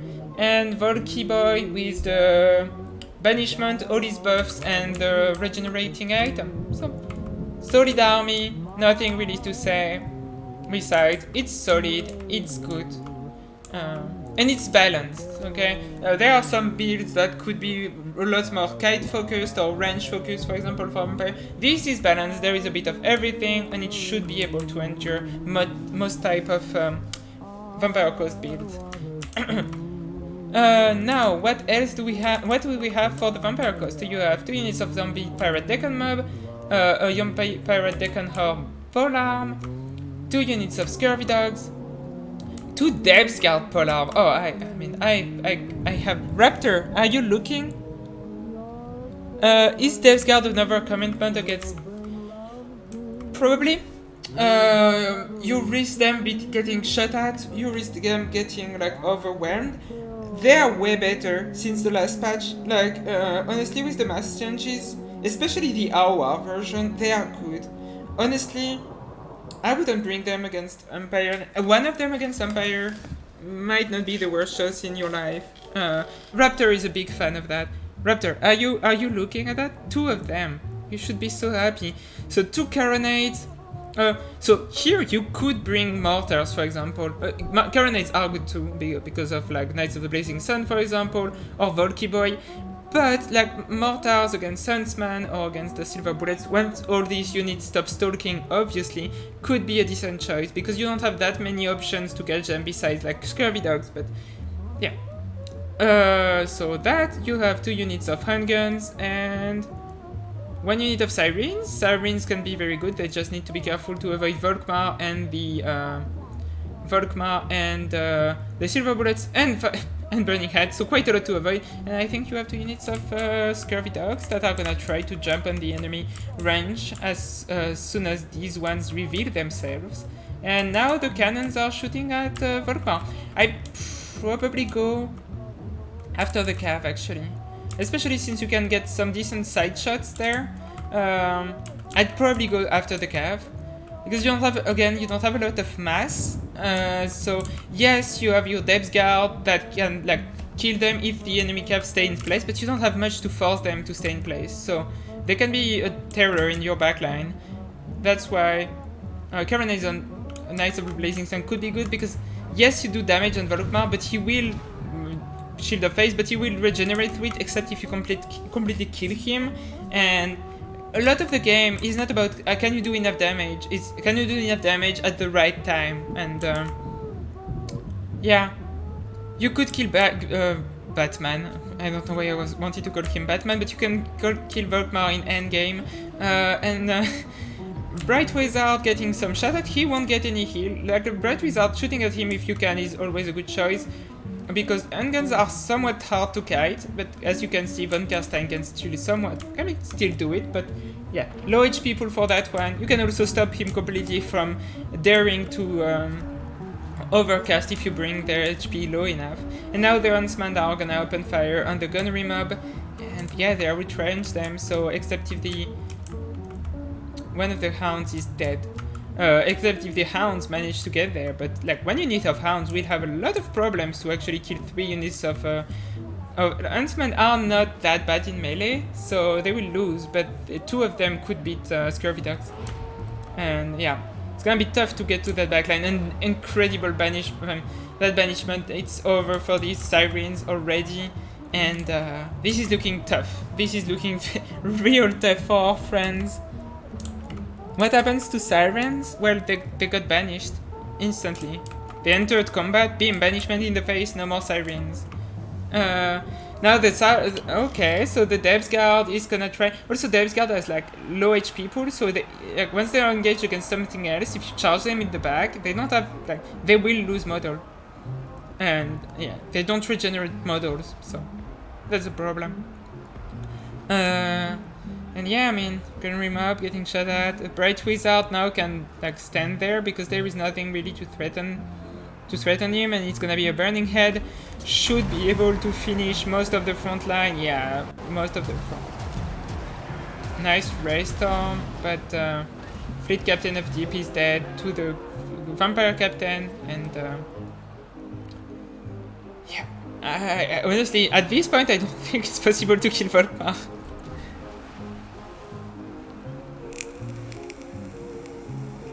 Yeah, this matchup is hard for Coast. Oh, a bit of shade. Cute.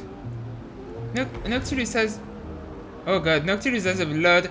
Oh, oh my god, that's why your army was so small. How many spells did you have on your Fleet Captor of Deep? I hope you don't have all your spells. Oh god, that must be so expensive. Okay. Well, that explains things. Curious to focus. Yeah, I think it was because it was Carronades and it wasn't seen as a big threat, but you could ask why they chose that.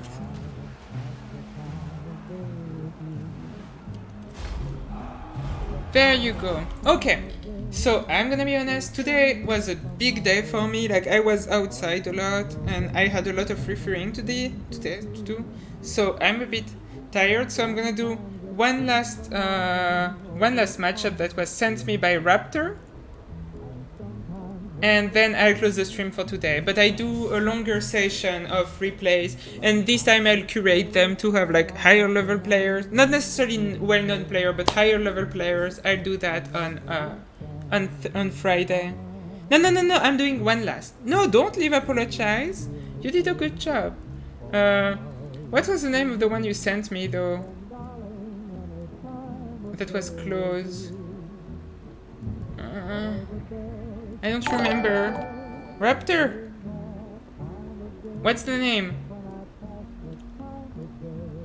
That's my ESL matches of today. That's people of my... Is it not here?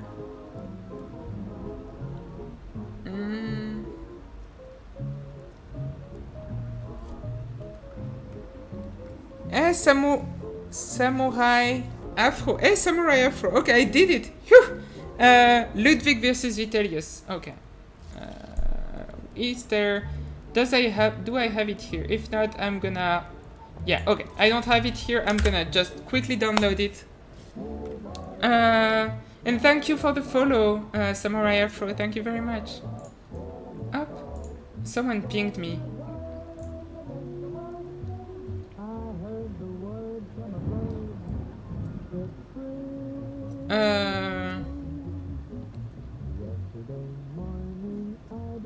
Oh no, Poka. Okay. I'll have to talk to my management team because they did something I'm not agreeing with.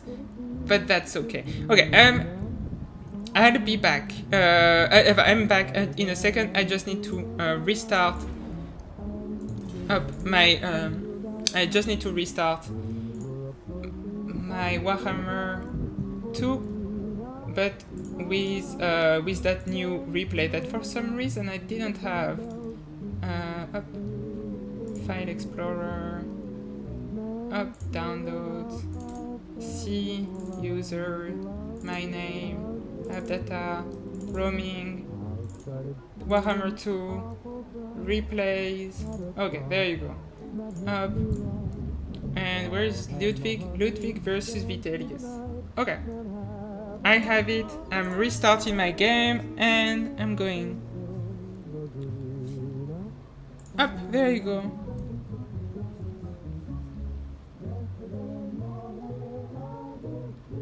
You're not incompetent, Wag.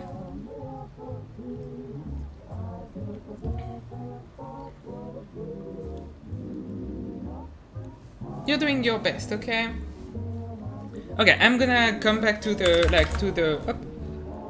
game screen in a second. The game is started. There you go. Up.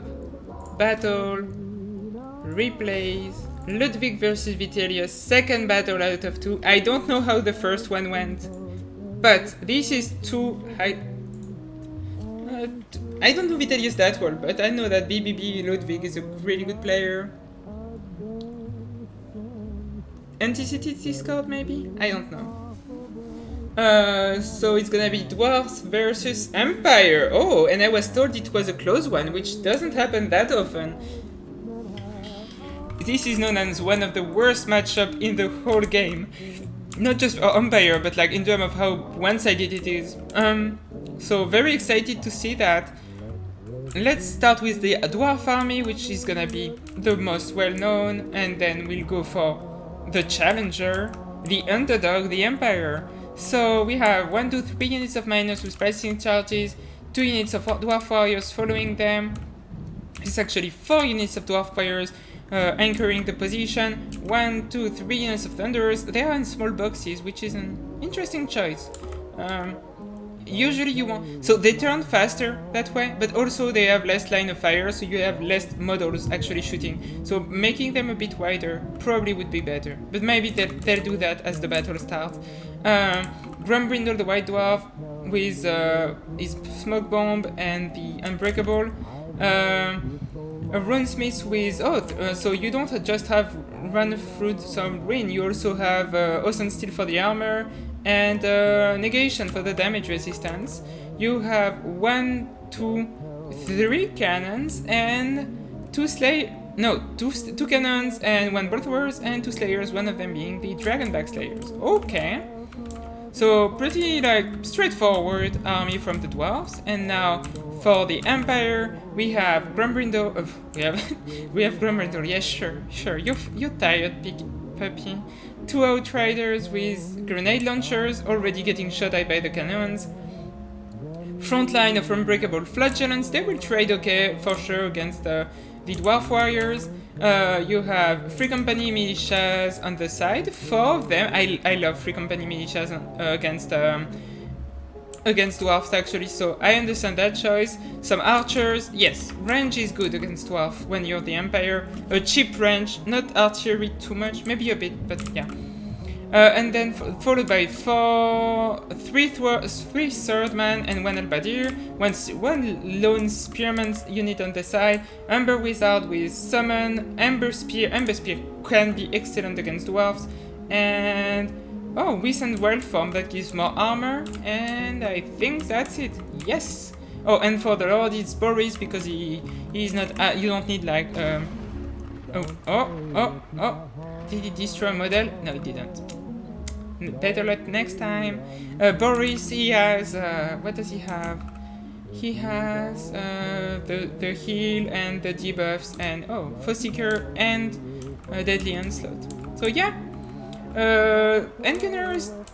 Okay, so... no, it's 1 handgunner, 2 handgunners on that side and 2 Free Company Militias on that one. Okay. Free Company Militias will do good damage against Cannons crew because they only have 40 armor. They will do okay against Miners because they only have 80. And against Warriors that have 85, yes, that's a bit of a lot, but if they don't shoot at them from the side where they have their shields up, it actually will be fine. And against Slayers, they are perfect. And this is gonna be a Manticore summon right there. Okay. Now the Outriders grenade launchers went around the formation and they're gonna open fire on the Slayers. The explosion killing some models. The fact that one cannon is already out, so yeah, the dwarf's position is getting compromised a bit. Boris needs to be careful. He's smoke bomb. Oh no, he's Wrath on Ruin and flash bombed. Okay, don't put the 2 at the same time. It's better if you can rotate them. That way it lasts longer, but I understand the idea. He didn't want to have a moment where Boris could escape, I think. So yeah, the dwarf position is already compromised in some places, but there is still enough to make the Empire pay for their attempt at turning around the worst matchup in the game, or one of those. The Manticore Summon, well, it has been useful in the sense that it's delaying these handgunners and these Slayers. However, I'm not sure it paid for the 20 wins of magic it's 18 wins of magic it's costing. Because it just constantly got surrendered on Rampage. Cannons shooting at the infantry. Shoot at Boris, if you can. But they are not the... Yeah, there is a lot of infantry, so not the best target. Oh, all the Outriders with grenade launcher is another good target. The Empire is still pushing, but will they be able to actually break the dwarf positions? That's not that certain. Now, yeah, the Handgunners opening fire on the Outrider gun launchers that are, getting massacred there. I don't know how many models they lost, but in terms of HP, that was impressive how quickly it just vanished. And now, okay, they need to be careful because the Slayer support is a bit far away. And yeah, there is a Boris in their midst, so they need to, like, yeah, they need the Slayers to come help them. Also, like, the Free Company Militia is gonna take care of the cannons. Cannons could try to return fire, but they will lose. They don't shoot, they don't have the volume of fire to beat the Free Company Militias. So yes, here the Handgunners, they took some damage when the enemy the enemy Thunderers were still there, but now that these ones were broken, the Handgunners have pretty much free reign on that side. Here, the Grain Launchers being in melee, trying to push back the Thunderers and make sure that they don't come back, and it's not that one unit of miners that's gonna completely stop them. Even if they are crappy in melee, they can still survive 29 miners, at least temporarily. And yes, second Manticore summon, and now, the Slayers were even out. The Dragonback Slayers were fighting Swordsman, but that unit of Slayer is pretty low. And that one is not in that good of a shape either. You still have a lot of ammunition on the Free Company Militias and on the Archers. Enough to at least finish these ones. And what's that done? Grombrindle and his Runesmiths will have a lot of work if they want to kill Boris. Boris being Griffon is a beast to finish, so not gonna be an easy task for Grumby. Yeah, okay, now at least they managed to finish these Outriders. Oh yeah, all the grenade launchers are gone, I think. Yeah, no more grenade launchers. Okay, so at least that's that. There is no more mobility on the Empire side either, so Dwarf that route could come back. And the Thunderers are opening fire on Boris, but oh, it's gonna be... will it make contact? No, it killed that poor Manticore, I think, or it looked like it. But the Ember Spear missed Grumby, and Grumby hot on pursuit, and yeah, between the 9 speed between the Flash Bomb and the Dragonback Slayer effect, only 9 speed for Boris. Now he's back at 58, but if he can cycle charge, Grumby will give him the business, I think. Yeah, he needs to retreat. This is a very close battle. And that's the issue you can have with Empire. You're like, oh, but I'm doing almost everything right. Almost everything right is sometimes not enough. It needs to be everything right, because the sturdiness of the dwarves and their ability to, even if in late game when you feel like you got the advantage, to just turn back the situation and start methodically like killing all everything you have is yeah. Now the Slayers are gonna get on the Free Company Militias. That's not the worst thing, because at least Free Company Militias are good in melee. Like Handgunners would die, but I think the Dragonback Slayers could be beaten by the Free Company Militias in melee, because 28, 25, 28, they are far from bad. They are hybrid infantry, and they will fight back against Slayers that still have the 0 armor. So yeah. With 29 models against 10, they'll be fine. And now Boris jumping there, yeah, it's a good choice. Some, like, for newer players, they might be like, oh, but Boris, it's like an anti-large dedicated unit. Yes, but Boris has almost all of his HP, and there is like 5 Dragonback Slayers left. Just needs to try to go back into the air before Grumby arrives. Oh, Rune of Frost and Wind. Oh, nice there. This is really good. And maybe there will be another Flash Bomb. Yes. 9 speed again for Boris, and he's trying to escape. Oh, that's gonna be difficult, but if you look at the battlefield, there are some dwarves reorganizing there, but the handguns are gonna be very difficult for like Grombrindle to finish. I think Grombrindle might be able, with some Runesmith support, to grind through most of that infantry.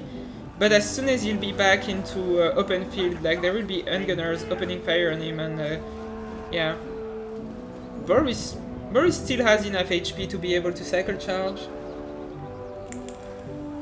Yeah, the handgunners are almost out of ammo, but that's still 4 volleys. That will be enough to break these ones. And now, yeah, Boris is going after the Thunderers. Good choice. And yeah, Grumby and the Runesmiths push back the entire infantry corps. They have 1 unit of Dwarf Warriors that once they get close to Grumby... Wait, he has an ITP aura, right? No. No, he can only give it temporarily, and that's unbreakable. I don't know why I thought he gave an ITP aura, but no. But I just think like the handgunners using fire there, maybe not the best, because they... Okay, we can... up there you go. Is there a Rust and Ruin? I think there should be one last Rust and Ruin left, but yeah. These guys get terrified. And now they're just gonna charge toward the handgun fire. I'd push the Runesmith first, I think. Just because the Runesmith is the... like, he's expendable. He won't do that much damage to Boris anyway, so...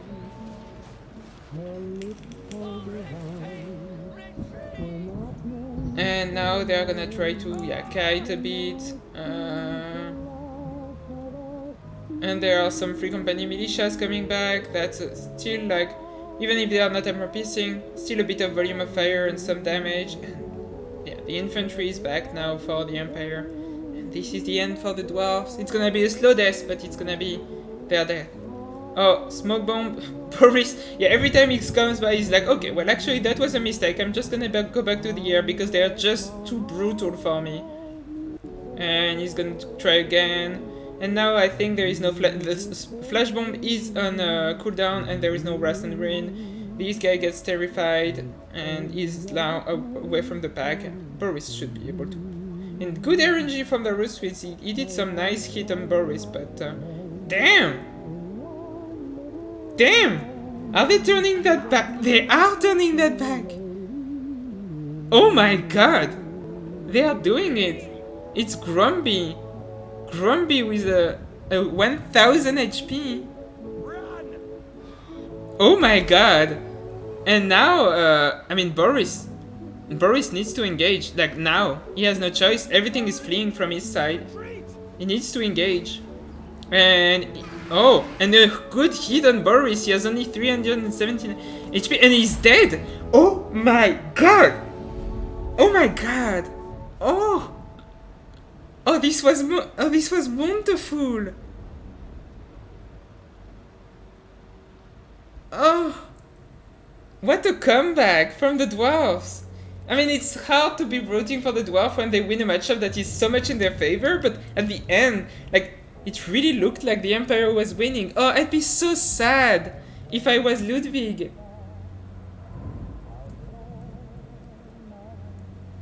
Ah, yeah, I might cast it on...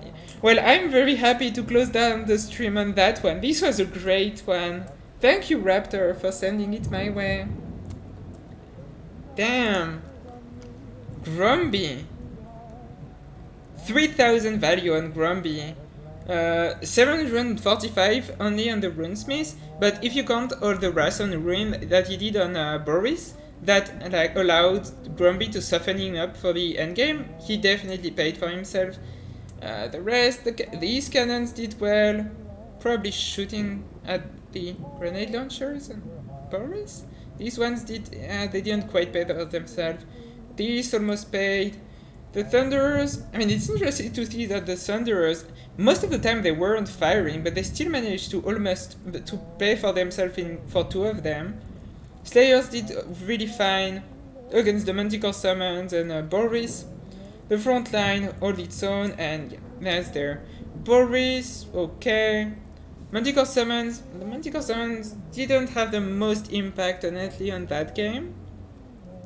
One of the traders did great, and yeah, the front line of Flagellants, well, I'm not convinced. I wasn't convinced before that battle, and I'm not convinced after. Free Company Melissa did okay. Ungunners did great. The Archers did fine too. And yeah, that was really... Actually, no, it was Vitellius that was the Empire. Okay, okay. That was the Empire that was doing that. Okay. Up. We just followed. Agony Achille. Thank you, Achilles, I guess, in English. Thank you so much for the follow. And it is on those nice words that I finish the stream. See you tomorrow for a chess stream and on Friday for another replay stream of Warhammer Championship. I hope you enjoyed that one. Have a good night, everybody. I love you. Bye-bye.